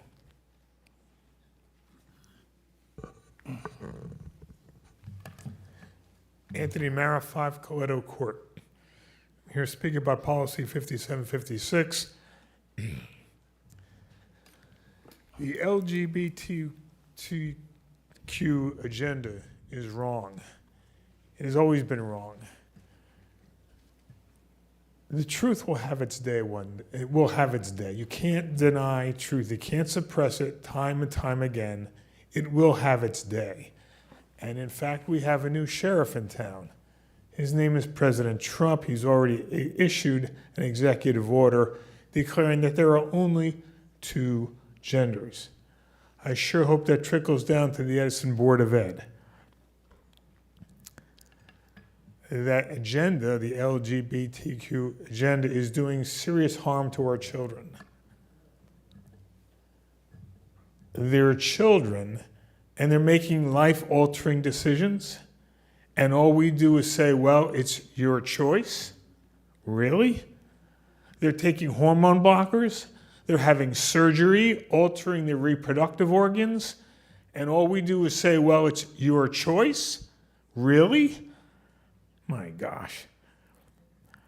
It's destroying our society, because when our children get destroyed, our society gets destroyed. The suicide rate amongst transgender students is notably higher. Everyone knows it, even they know it. The documentation on that is undeniable. Body. Well, first it was your choice. Second, we were afraid of losing funds. Really? So that's what it boils down to. We'd rather have the money, not care what happens to our children, when tonight we applauded all these students, but we don't care what happens to a student's lifelong biology, his life. He or she won't be able to reproduce in the usual way because of money, because of funding. Come on. You think that student won't have a regret? How many years down the road? I made a huge mistake, but I can't reverse it. Why wasn't I educated of the consequences? That's a question the board has to seriously consider. There are people who go to war, many wars, unfortunately, in our world. World War II, World War I, and soldiers die for what is believed to be righteous causes. They die. Don't we have the courage to stand up for our students? You're not asked to die. You're asked to make a righteous decision. Do the right thing and abolish this policy. People die in wars. All you're being asked to do is to revoke a policy that's killing our children. And of course, we can't tell mom and dad that Johnny or Mary are going to change their genders. No, because policy 5756 says there's no affirmative duty for any school district staff member to notify a student's parent of the student's gender identity or expression. In other words, keep mom and dad in the dark. I've said this before, but it bears repeating. Do you want to be kept in the dark? Your son or daughter says, I'm going to change my gender. I'm telling someone at school, and that person at school who's told says, I can't tell mom and dad because of this policy. Come on. If you wouldn't want that, why are you doing it to parents in Edison? Hypocrisy. The fifth commandment, of course, then we have the fifth commandment, honor your father and your mother. Do you feel honored as a father or mother when you're kept in the dark? Do you? If you don't, why are you doing it to other parents in Edison? Hypocrisy. Abolish this policy. Then, of course, we have boys competing with girls. Come on.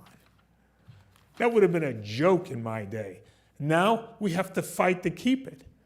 Fight to keep girls' sports straight and honest. My gosh. And then, of course, we have guys using girls' bathrooms. That's an embarrassment. Frankly, you should be ashamed of yourselves for allowing that to happen. Some would say, well, what are we going to replace it with? A common sense policy. Educate the student who says, I'm going to change my gender about the consequences. Increase suicide, doing serious, probably permanent harm to reproductive organs. There's nothing in the law against discrimination that says we have to have this policy. It's not needed. Abolish this policy and do the Township of Edison a favor. Thank you. Thank you very much. Anybody else? Yes, Joyce.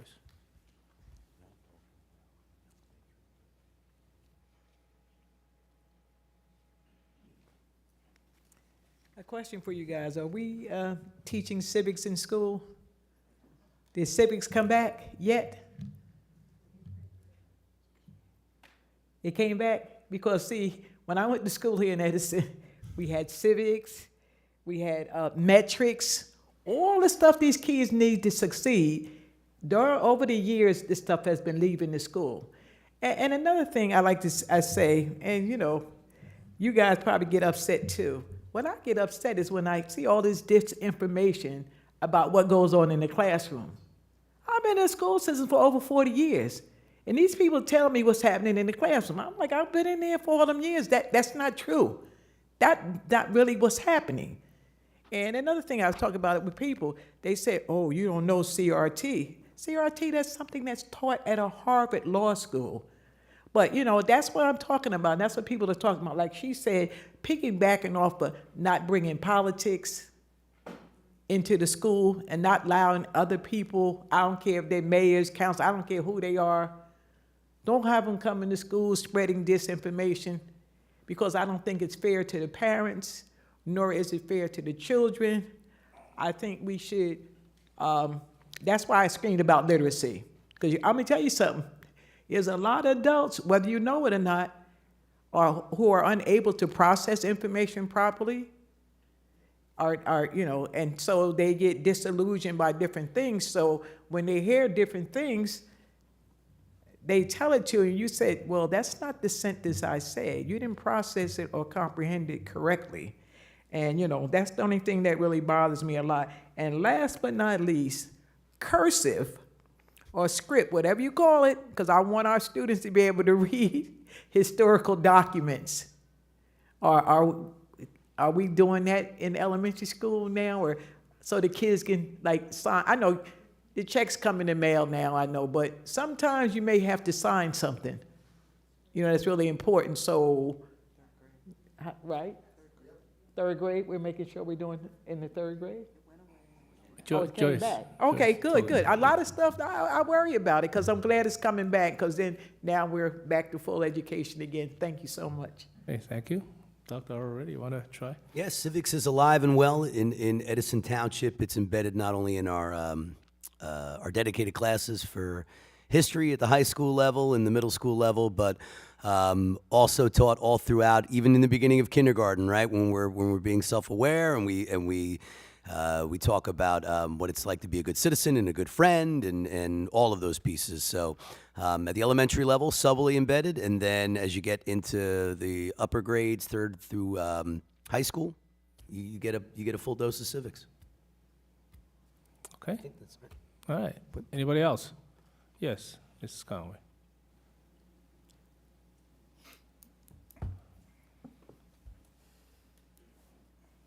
No matter how old you are, you learn something new each day. Elizabeth Conway, 20 Netherwood Circle. I heard that the bill list can be given out to the public. Now, my question is, when would we get it? So if we wouldn't get it until the action meeting, which is a Tuesday, when would we get it? So this way, if we had questions, we could contact you or email you any questions we had. And if it's a combined meeting and we wouldn't get it until a Tuesday or a Thursday, whenever you decide to have a combined meeting, how much in advance would we get to look at the bills? Because when I was on the board, I took it very seriously, and sometimes there could have been 9 or 11 pages of bills, and I was very adamant about looking at each and every one of them, and Jerry can attest to that. But so when would we be able to see these bills and question any of them? How much time and would we get to review them is my first question. The second question is, I haven't seen on the agenda or a presentation for our monthly update on the construction going on at the various schools in the township. I do see a bill list where you're paying for stuff, but it's really not telling us what's going on. What's the status of J.P. Stevens? What are they up to? Is there any problems going on that have to be fixed? What's going on at, say, John Marshall or any other school or JMI? What's going on with this? Because they're large sums of money, and I'd like to keep track of the construction going on in school that we dearly need. And finally, my other item is I don't see committee meetings, the minutes of the committee meetings for January. I know you had the reorg at the beginning of the month, and I saw that you got your assignments for the various committees, but it is the 21st of January, so since the reorg, are you telling me you didn't have a meeting of the various committees that we could find out what's going on with those? And I did see that out of the 9 board members, 3 of the board members are chairs of 2 committees, and 2 board members are chairs of 1 committee, but the rest, 1, 2, 3, 4, 5, that means the other 4 are not chairs of any committees. Now, in the past, you, as a board member, you decided what you would like and you put in for it. But I don't know how evenly spread out these committees are, because you don't want to overload anyone in particular, but at the same time, each board member should have some kind of responsibility for something that they have some kind of interest in. And that's it. So that's the 3 things. Okay. Bill list, John? Right, so ordinarily with the preparation of the bills list, we like to get it to the board within 48 hours of the meeting so they can answer questions. If they're going through it and they have questions, they could reach out to myself or Dr. Aldarelli prior to taking action on the bills list at a meeting such as tonight. Before that, to make it available, it's just in draft format. It's not an actual bill list document because no action has been taken on it yet. If the public would like a copy, like for instance yourself, I could supply the bills list to tomorrow. I can give you the whole thing. If you have questions on it, you can email me a question or pick up the phone and call me and I'll answer any question on that. Since I've gotten here, this has been, and I've been here about 2.5 years now, this has been the practice that's in place. I didn't create this format. This has just been what I've inherited. Okay. Yeah.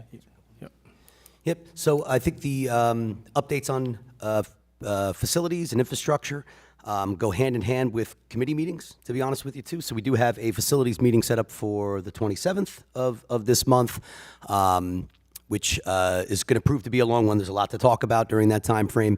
And then there'll be an update on facilities infrastructure from the chair, Mr. Vishal Patel, on all ongoing projects. We have our architects currently providing us with project status updates, all of which will be made available to the board members at first, and then will be stated to the public in the upcoming meeting in February. And I think we actually have a couple scheduled before the next board meeting. So we have 2 facilities meetings ready to go before our next caucus. Just to add on to it, the committee was released on January 10th, although today is the 21st. Actually, it's only 7 days old. Okay, so committees are being planned, and we have a very aggressive agenda. you'll be very happy to see the details of these committee meeting minutes, unlike before. Okay, for certain months, there was nothing. And for this one, this year, you're gonna see a lot. Okay, so just give us some time to get things together. And, when you know when you have finance facility committee, you need vendors come in, you need some other people to come in, you need to organize it. So it takes a little time. So it's only literally six days. All right, so any other public comments? Yes, Beth.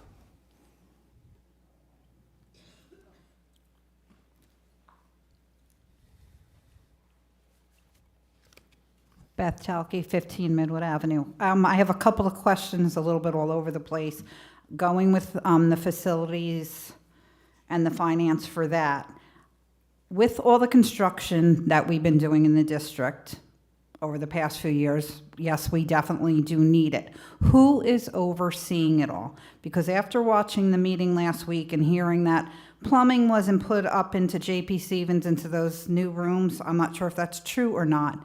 But do we have like foreman or somebody who is overseeing the construction that's going on? We're building gyms at school. I don't see storage in those gyms. I don't see offices for the teachers there. So how functional and usable is that space? Because if we're spending a lot of money on this stuff, which we are, we should be doing it the right way, even if it costs us more upfront now, so that we can use it to its full capacity. Another question I have is, it's getting that time of year when it's going to be enrollment time for like kindergarten, preschool, and all of that coming up probably it's usually around February that it begins. I know a couple months ago, I wasn't here at the meeting, I know Ms. Conway brought up about the grant, and I know we didn't get it all. We might have gotten something from it. As a public, do we know how much we received for the grant?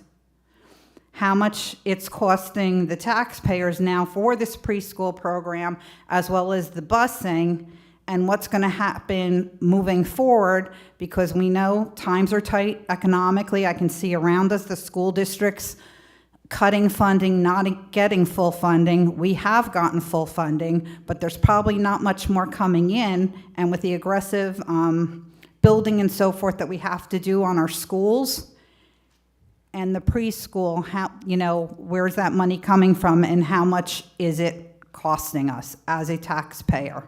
And that's the kind of stuff we used to get and be able to see in our minutes and agendas when it came to bills and costs, but we don't see it anymore. And as a taxpayer, lifelong tax resident here, and a bunch of the people have been here a long time too, I think that since, things are getting tight financially, it would be in best interest for you guys to let the public know where the money's going specifically, so that when you have to possibly go out for a referendum or, bond, it is transparent where we've been putting the money, where we need to put it, instead of like a guessing game. Thank you. Yeah, you want to? Yeah, great. Thank you, Ms. Talkie. I do think we're putting the money where we need to put it, and it's in the it's in the pre-K students that are residents here in Edison Township. So it's a cost per pupil. It's actually less than the cost per pupil currently right now that we have to educate students in grades K through 5. It's in equivalent with the state rate. I think it's somewhere in the ballpark of $11,800 a student. I will tell you, there is no bigger bang for your buck. Every piece of research states that investing in a child's preschool education shows exponential growth all the way through high school. There is no greater research that shows investing in preschool provides your biggest bang for your buck in all aspects, in everything that the Portrait of the Graduate talked about today: academic rigor, social and emotional learning, all of those pieces. It's the same reason why we invested in kindergarten as well, full-day kindergarten, right? Research shows that full-day kindergarten reaps benefits as well. Listen, it's unfortunate that we didn't meet the criteria for the grant. We did talk about this with the previous Board of Education, and I informed this one. It was my recommendation to move forward on that. I am so glad that this board supported it. We are doing it with no financial impact to the taxpayer. The budget is currently the budget. And we still had, listen, we had to tighten some belts and things that I wanted to move forward, and I pulled back reluctantly because every time I go to Mr. Toth, he usually says yes to me. There's a few times that he's been saying no lately, and as a result, I've had to kind of pick and choose as to what I wanted to prioritize. And I think the previous board prioritized pre-K education. I'm confident we're going to get this next year. I have a different approach in relationship to that that we're going to talk about at the pre-K committee level as well as finance also. But I totally understand your question as a taxpayer. Currently, taxes will not go up in relationship to that, and we're investing that money in our students that go here in Edison Township. I think project managers. Yeah, you want to do that one? Yeah, so real quick, so with all the construction projects that are ongoing throughout the district, the smaller ones, your architect by contract is not only responsible for the design, they're also responsible for construction administration through closeout. So they're the rep, making sure that everything is built appropriately and that we're getting what we paid for in the bid specs. On the large projects, not only is the architect fulfilling that role, you also have a construction manager, which is a third party, an outside firm, who's acting as the owner's rep also, who's there day in and day out, and that's mandated by law. Thanks. Yeah. So I just wanted to tag on to this because both you mentioned finance facility. We have pre-scheduled 14 meetings this year already, 14, from January through December. 14 meetings. So there are months more than one meeting. This is all pre-scheduled. Okay? We can add more meetings. So please rest assured the meeting is going to happen. It's going to happen every single month, and every single month there will be a meeting summary. Thank you. Who's next? The lady in yellow? You raise your hand multiple times. Yes, you come.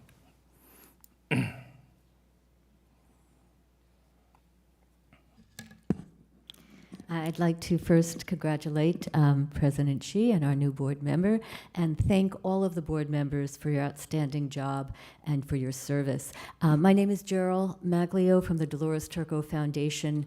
We're from Neptune, but our mission is to protect children from abuse, neglect, and exploitation. And we don't discriminate against anyone. You've heard this for any reason. In the past, I've talked about some of the transgender, the legal, medical, social ramifications, but today I'd like to talk about principles over policies, beginning with the topic of love. The source of all love is God. There can be no love without God. And when he's removed from the equation, nothing is left but false attempts to gratify the senses. The opposite of love is not hate, but to use another person for one's own satisfaction. Marriage is the ideal context for sexual relationship and sexual education, and the best context to raise children. The vast majority of parents and teens agree, and this is supported by laws and also professionals and government agencies that stress abstinence. But that's not what we're teaching in schools. Instead, we teach them sex for pleasure, and as long as they don't become pregnant, anything goes. We teach them anal, oral, and contraception, and that children are a burden to be avoided at all costs. But contraception doesn't protect their hearts, and it doesn't protect them from STDs. And then we wonder why they're sick mentally, physically, and emotionally. We're puzzled by the STD epidemic with 20 new cases every year, and half are between the ages of 15 and 24. We question why they're depressed, suicidal, and some turn to drugs and escapes and drop out of school. But the solution to all these problems, there is one, and it's rooted in God's design for love. Research shows that if teens graduate from high school, get a job, get married, and then have children, there's only 2% chance they'll end up in poverty. And this is known as the success sequence. Research also shows that married couples are the happiest, healthiest, most prosperous, and have the best sex lives. They're compelling reasons to return to the true meaning of love. These kids want love. Those of us that have known true love know it means sacrifice, but the rewards are beyond any momentary gratification. Instead, there's a push to commodify the body, where it becomes a product for sale. Sex without love leads to every kind of misery: porn, diseases, rape, sex trafficking, to name a few, where 50% of the victims are children, and the average age of entry is 12. Most of these involve harm to women and children. Porn is not harmless. It teaches men to treat women as objects instead of human beings, created in the image and likeness of God. It teaches boys that when girls say no, they really mean yes, and it gives them permission to rape and sexually assault girls. Sadly, 1 in 4 girls and 1 in 7 boys are sexually assaulted before they're even 18. Today, there's an agenda to replace the spirit of love and life with technology and materialism. There's a connection between the transgender ideology and transhumanism. Tech wants to replace the genuine love, twisting the sexuality of human being created by God's design to love and to be loved, consummated in a union between a man and a woman that's ordained as marriage. And God wishes to have this intimate relationship with each of us. This is the optimal standard for sex education. And as part of a poverty prevention program, our foundation brought these optimal standards to Barringer High School in Newark, which has one of the lowest graduation rates in the state and one of the highest poverty, teen pregnancies, STDs, and violence. As a direct result of that program, 100 students were accepted into college and 58 maintained a 3.0 or above average. I just wanted to point out that being from management, I realize that the buck stops here, and I'm not here to give you problems, but here to provide solutions and to make education great again. If you want best performance from your students, you have to give them the best standards in education. You have amazing students here, and if you give them excellence, they will rise to the occasion. But if you dumb them down, that's exactly what will happen. In contrast, technology, we have a technology society that replaces love with sexual gratification. Transgender is a technological response to a heart problem. A heart is broken and needs repair, and we offer that child mutilation and sterilization instead and lead them to believe that that will replace the longing in their hearts. But the more that opens the door to transhumanism, replacing love with dependency on technology. The more we get used to technology replacing human interaction, the more we become dependent upon tech and more isolated from love of others and love of God, and become less human in our interactions and capable of accepting atrocities like the mutilation of children and trafficking. I see my time is almost over, so I just wanted to say in conclusion that transgenderism sterilizes the body just as transhumanism sterilizes the mind and opens it up to a power greater than oneself. You can choose God as your higher power or technology, and I urge you to choose God because it will bring will bless you and your families abundantly and bring success to all your endeavors. And thank you again for the opportunity to address this board. Thank you. Sue in the back.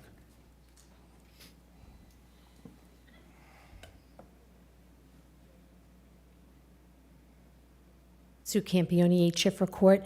I just wanted to let the seniors at both high schools and their parents, probably more specifically.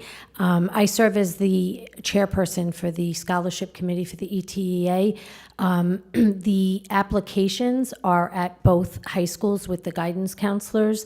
Please make sure that you get them. There are 3 scholarships given out at each high school every year, one for a future teacher, one for a future nurse, and then a general one. And last year, I know at one of the schools, it was a lot of last minute and help from Dr. Aldarelli to get the word out to the kids directly. And then we did have a lot of students fill them out. They're due the end of April because Edison High's award ceremony is a little bit earlier than JP's, and we have to pick winners. So please make sure you visit the guidance counselors and get copies of the scholarship applications. Thanks. Thank you. So, Dr. Already, it's a great point that can we have the guidance department or, school administration send emails to the seniors, tell them to, go apply, because we have many, many different scholarships. And anything helps, especially nowadays. If we can remind them, tell them to come in and get these applications, get it going, instead of, missing out on the opportunities. Lots of money involved, and, just don't forget it. Absolutely, Mr. Chair. Thank you. Anthony?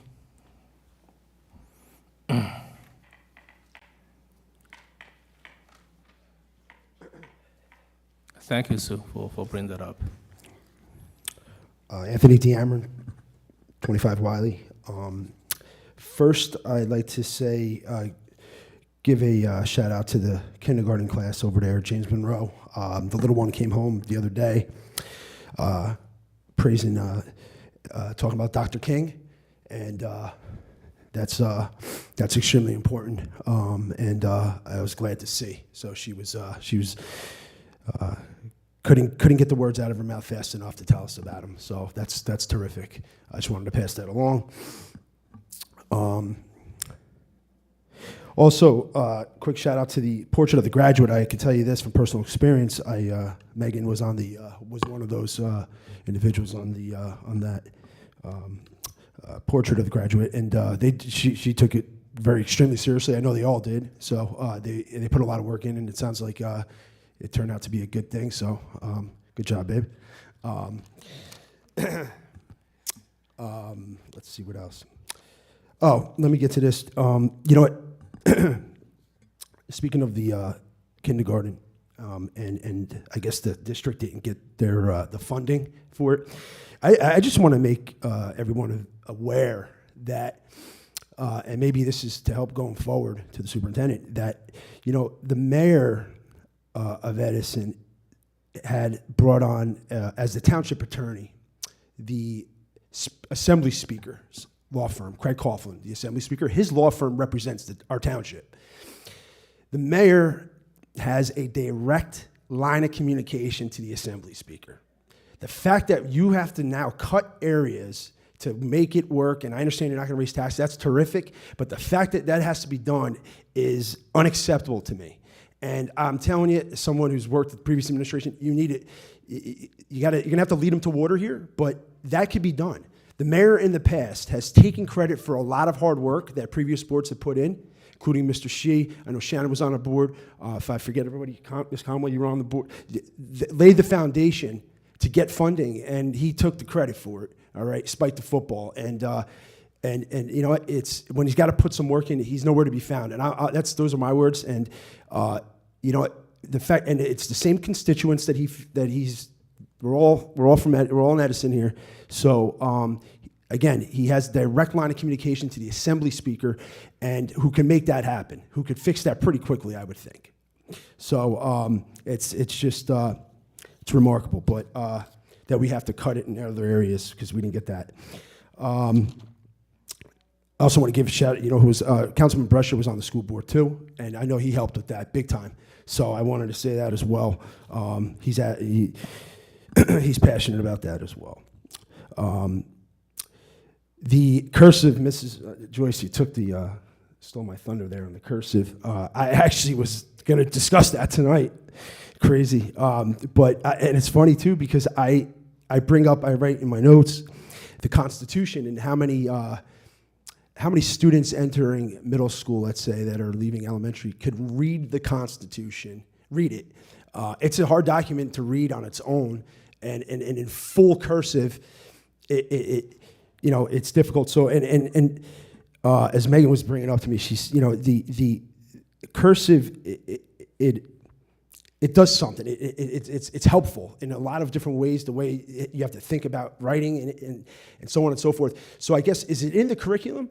And if so, is it teacher to teacher? Because from what I understand, I think, and I could be wrong, you know, let's say they learn it in 2nd grade, in 3rd grade, they don't have to necessarily, that teacher doesn't want to use it, they don't need to use it. And to me, that's just, you know, it just seems to me, you know, it might defeat the purpose in a sense. Just keep it going. I think it's important for them to sign their names going forward, signing a check or whatever it may be, if there's still going to be checks around. But for those purposes, I think it's important, especially to read it. It'd be nice, you know, that would be nice. Let me see what else. I just a really quick question on this. I just happened to be looking. I just saw it. The on the pamphlet there was for out of district.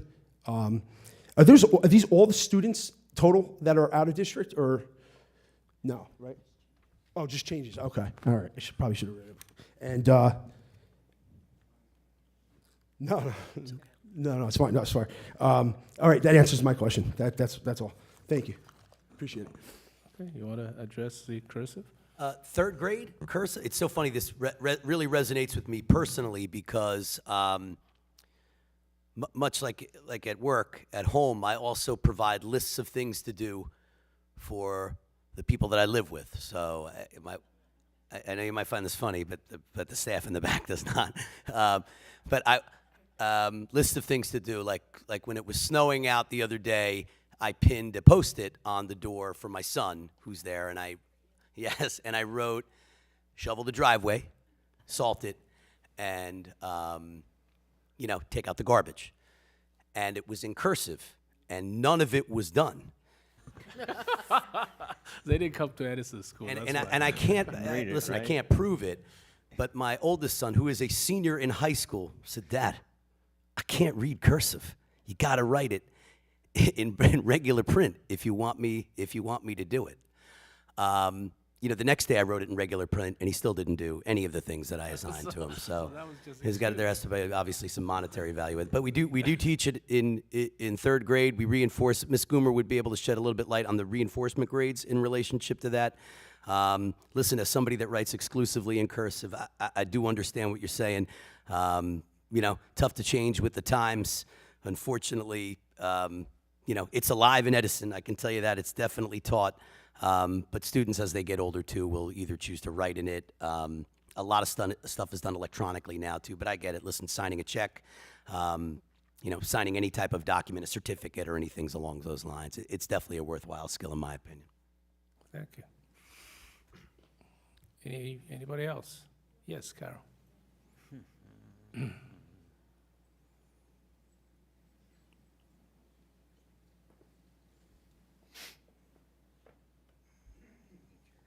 Carol Podolsky, 39 Jonathan Drive. I know what it's like to sit up there, and it's not a comforting place to be because everyone's looking at you and telling you what's wrong and why they're not happy. But I just wanted to tell you that tonight, all of you, and especially what went on here tonight, has made me very happy because all those students who made all those great accomplishments were recognized one by one, by name, in the presence of their parents in many cases, which is just wonderful. I know that there are different skills, there are different areas that they all have succeeded in, but it's the success, not that it's music or that it's football or that it's FCCLA, who knows what that is, right? But that does cover a lot of areas.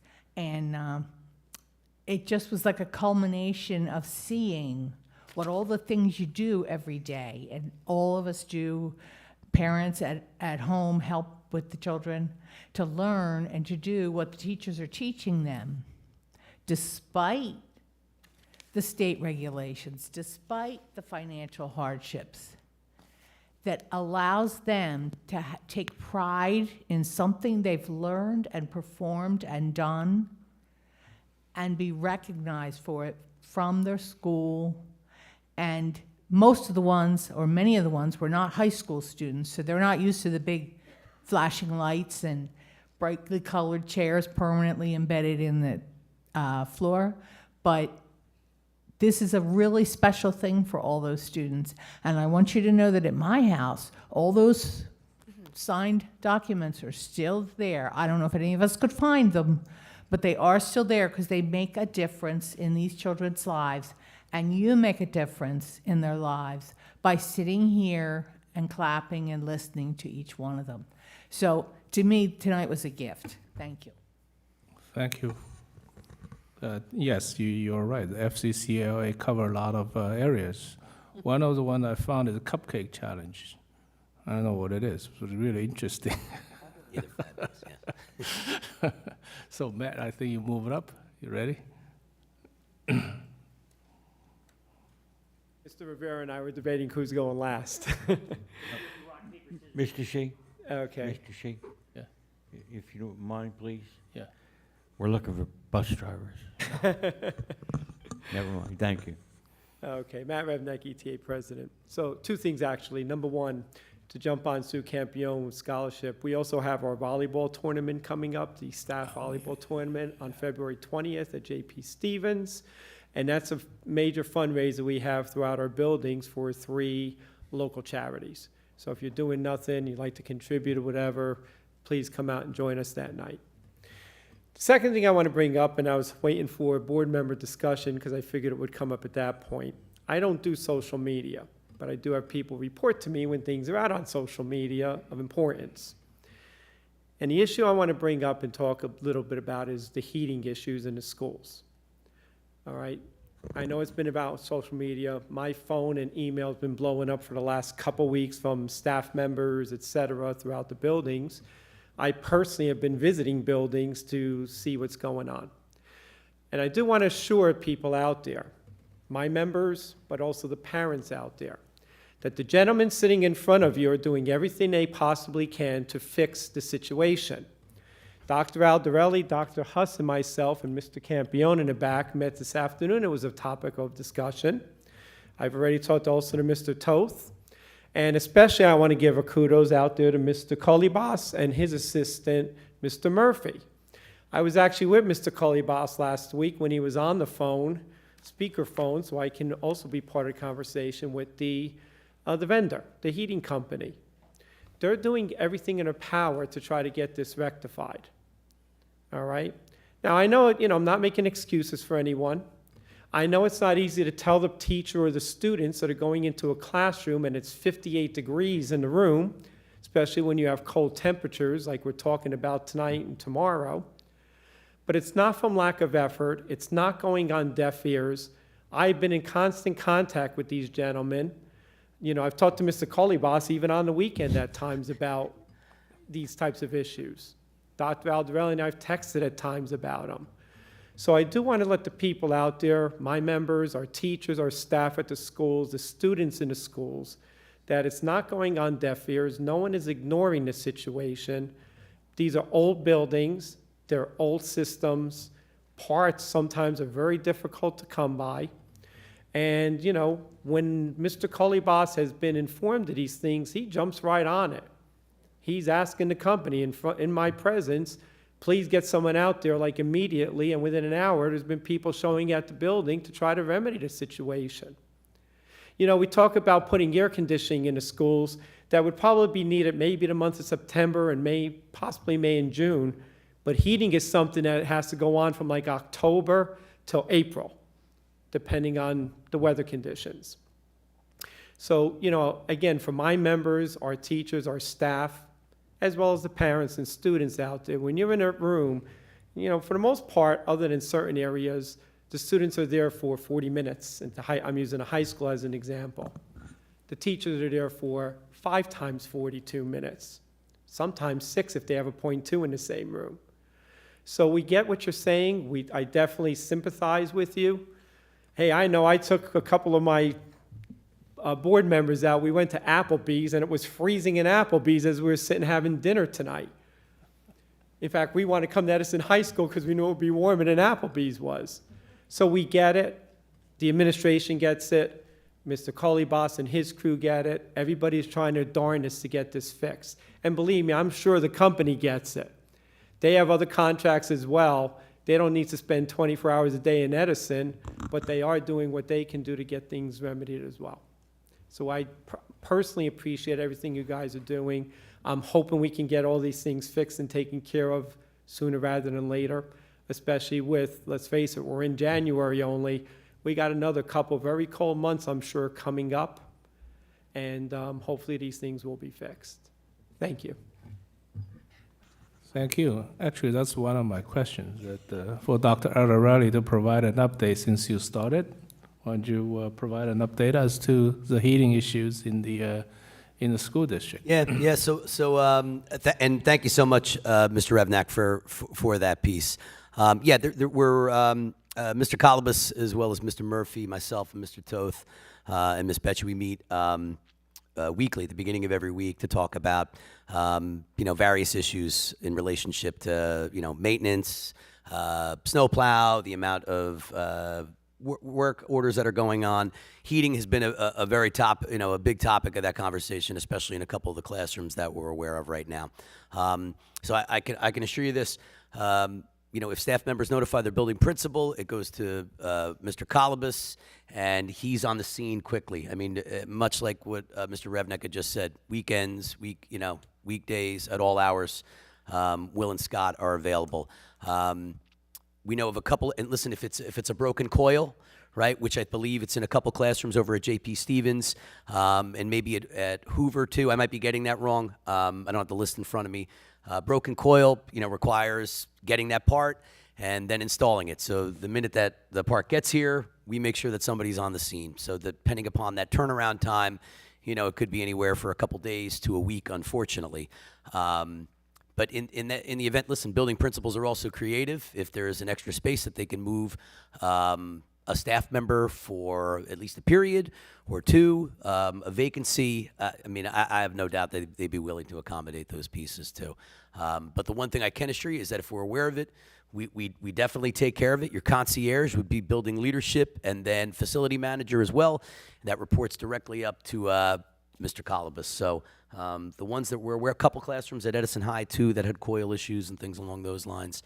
But as soon as it's brought to our attention, we work to resolve it as quickly as possible. Because one of the things we want to make sure is that students and staff are comfortable, not only to work, but also to learn. Yeah, there were also concerns about the gym in the JP. Yeah, the gym in J.P. Stevens. So the auditorium is currently being worked on right now. It has a relatively large, it's blowing a little bit of cold air into there currently right now. Could be, leaking into the gym, especially when it's 9 degrees outside in the morning. We actually had a conversation today with Mr. Colibas too about revisiting when our setbacks are put, right? Times that heating goes on in specific areas. So we're going to look to remedy that. That was just brought to my attention later this evening. So yeah. Building management system. We'll address that with the building management systems. Okay. Thank you very much. Anybody else? Brian. Good evening, everybody. Brian Rivera, Stony Road. Again, I'm blind, so I apologize. The first thing I want to say is I'm very impressed with some of the people that are in this audience because they're picking up on some of the information that's been stated on the board. Like Beth, Anthony, you asked very good questions. And I'm glad that tells me that the public's paying attention to what's going on. I promise you, Eddie, I never said anything in regards to pre-K. That's going to end up coming up, and we're going to have a nice conversation because board members sitting there know exactly what occurred with pre-K. It wasn't as cut as dry as it seemed to be. But eventually we'll get to those conversations. But I do appreciate the public. It just tells me the public's paying attention. So again, thank you. Besides that, Mr. Toth, through Eddie or whoever, I know the agendas have to be posted 48 hours for the public, correct? 48 by policy. I believe it's 48 hours, so with that said, maybe that's the time the bill list could be sent to the public so they know 48 hours when the agenda comes out. Also, when I was on the board, there was always changes to agendas, and people got confused. Like, I would read the agenda on a Sunday night, and then on Tuesday, it changed. One of the practices that Dr. Aldarelli did was that he highlighted stuff in red. So people who read the agenda ahead of time were able to notice that there was a difference to the agenda. So I'm asking if that could be something that the public could also be a part of. So if they do read the agenda earlier, if there is a change or something added, the public is able to know about it and also address it, even if it's on the bills list as well, if there's an additional charge. Just an idea. The second thing that I wanted to talk about was I have my own statement that I wanted to read, so bear with me. So I'm here again to discuss about some of the stuff that I discussed last week. I'm here just to follow up on some of my concerns regarding some of the recent committee assignments that I presented last week. I specifically discussed my concerns with the finance and facilities appointments. Having the right individuals on the Finance and Facilities Committee is essential to ensuring the efficient and responsible use of taxpayers' dollars. We all know that. The right leadership fosters trust, promotes continuity, minimizes errors, ensures that every dollar is utilized effectively to support the educational goals set by the superintendent of schools. It's his goals. As emphasized last week, the absence of appropriate leadership and expertise on this committee can lead to inefficiencies, cost mistakes, and missed opportunities to enhance in the district's learning environments.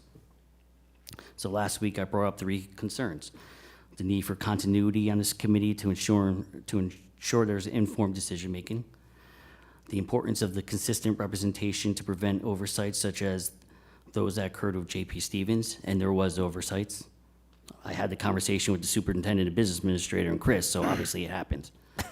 And the clear conflict of interest involving Vishal Patel, who has a history of disregarding board policies and legal advice, previously attempted to sue the district for legal fees resulting from his own actions and inactions as a board member. He should not chair that committee, nor should he sit on it, because he has a conflict of interest. And I believe we all believe that. It's a monetary conflict of interest. So it might be a question that the attorney might want to discuss. But I honestly think that's a conflict of interest. If you're trying to get money from the board, how could you sit on the main committee that would give you that? I also have other examples I can provide for the board members and the public if need be. I respectfully ask the board to please review current assignments prior to the next board meeting.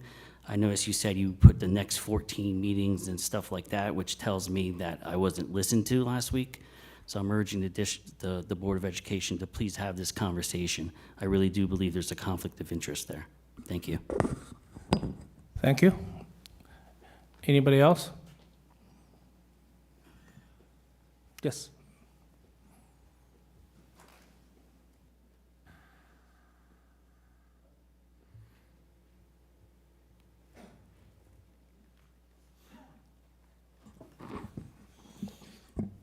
Ross Del Conte, 960 New Dover Road in Edison. I just wanted to reemphasize the whole conversation about cursive. And, it's been talked about a lot tonight, but it is part of our history. We teach history, I believe. I think that's still in the curriculum. So as a part of history, it should fall under that curriculum as well. So putting cursive, making sure the cursive is taught extensively, maybe not just 1 year of curriculum, multiple years of cursive to make sure that our students can understand documents and literature that is written in cursive so they can read it. I won't beat that anymore. That's pretty much all I wanted to say. This town has become a political nightmare with the town council meetings, the library board, and I just started to see it a little bit tonight in the Board of Education. We're still getting 6 minutes to speak. Town council reduced it to 4 minutes. They have a a decorum ordinance that they passed. You folks haven't morphed into that nightmare yet, but I did see a little bit of it tonight when Mr. Rivera, at the end of his presentation earlier, had a short back and forth dialogue, I think it was with you, Mr. Toth, where you were trying to explain to him how you can communicate, whether it was email or whatever.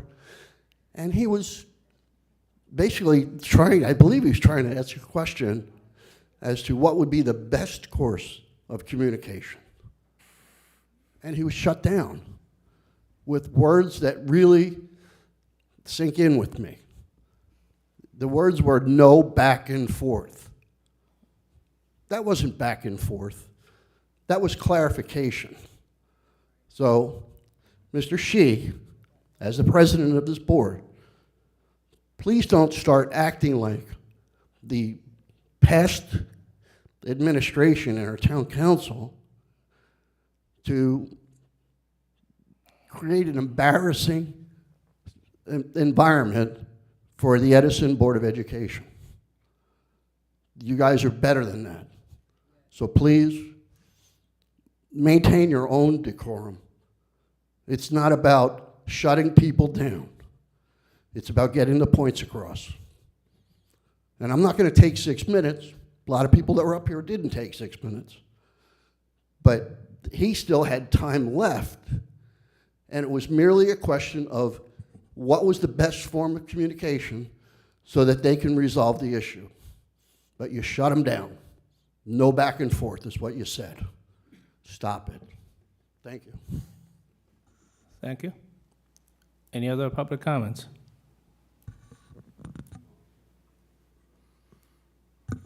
See none? Can I have a motion to close public comments? Motion. Second? Do I have a second? Okay. Vishal and Joe. Thank you. All in favor? Aye. All right. Now we'll open up for board member comments. Any board member? Any comments? Can I go? Yes. So, Eddie, I have some questions and comments about the AI policy plan. Sure. I know you are meeting with all the students. I would request you to instigate these questions to them because they are the one who is using it left and right. Maybe they have an idea on how to use it responsibly, and how to not use it in appropriate manner. So, and then second thing is, if I would love to be part of any coordination. If you need my help, I mean, I do that for a living. So, would happy to chime in to craft that policy. Sounds good. Thank you. Okay. Any other board member comments? Okay. See none, I have some questions for Dr. Aldarelli. So I have some concerns, heard some concerns from parents about students have multiple tests in a week, and they have multiple tests or assessment in a day. Some of them had like 3 or 4 assessments in a day, which is, not optimal. So can we look into spread out a little bit, not to have them concentrated on one day or 1 week? That's one. The other is some of the assessment tests in the district, the students were not given the results of these tests. So they did not know what was wrong. And when they went to ask the teacher says there's a policy that says we don't show the test to the students. If I recall, we don't have that kind of a policy. And I hope that the curriculum committee or whoever can look into this to make sure that the students actually see what's wrong, so they can make they don't have the same mistake next time. This is also, maybe a thing for the AI, because we talked about AI. Right now with ChatGPT and a lot of the other stuff that's being used, we can probably provide a question to AI and have AI help us generate something in the same complexity, same difficulty. It's a different question. So the the reason is because we can reuse a test, but we can generate a totally different test, different question with a similar complexity. So if we can look into that. Yeah, absolutely, Mr. Shea. Yeah, in relationship to the assessments, yeah, obviously, teachers work really hard to make sure that students aren't overburdened in studying for multiple main assessments over the course of a time. They do coordinations with that. There are times when, unfortunately, some of them may fall towards that, but we'll definitely look into those pieces. As far as the answers not given to the tests, I'll touch base. I'm assuming it's middle and. This is a math test, yeah, for high Yeah, school. so I'll touch base with Mr. Cohen to see what the criteria is for those pieces, just to see if it's if it's an entry exam or something along those lines. But I will definitely follow up with that. AI in relationship to developing tests of the same rigor and content. I think that's a tool that teachers have accessible to them in order to listen. I mean, AI assists in lesson planning and making. Letters better, right? It's always good to get a second look at those pieces. But yeah, I think you brought up all good points in relationship to that. Thank you. So just to respond to public comments, today people mentioned a lot about the committees. The committee has been formed, as I said, it's only 6 days old. And we have a lot of committee meetings has set up throughout the year. And we have a very aggressive agenda this year. So I can't wait for the committee to starting, so we can move forward with what we try to do. So that's it. That's my comments. Can I go again? Yes. I'm gonna start following Mr. Shee's tradition on asking questions, right?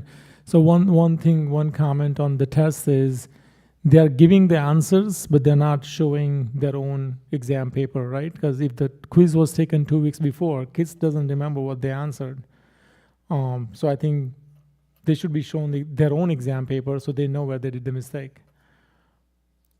Great, thank you. Yep, I'll follow up with more detail. Perfect. And I think one more feedback I got from some of the students at JP is the internet in the gym is not working. So they said when they try to request a bathroom thing, they cannot because internet is not working.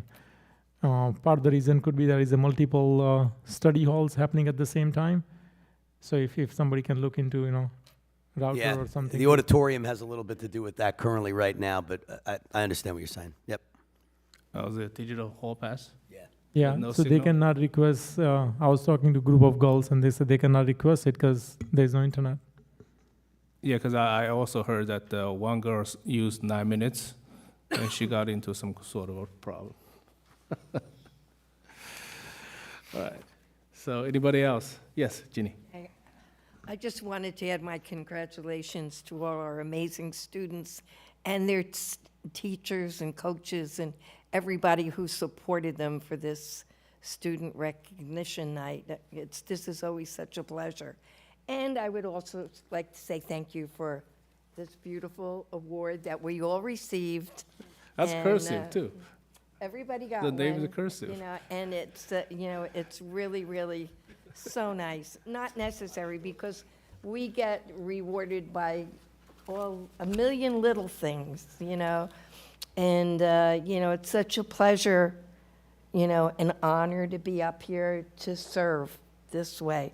But thank you. I have a special spot for this. That's it, so. Thank you, Ginny. Anybody else? Okay, see none, can I have a motion to adjourn the meeting? Motion to adjourn meeting. Okay, do I have a second? Second. All right, you reverse order. Okay. All right, the meeting is adjourned. See you guys next month. Thank you very much.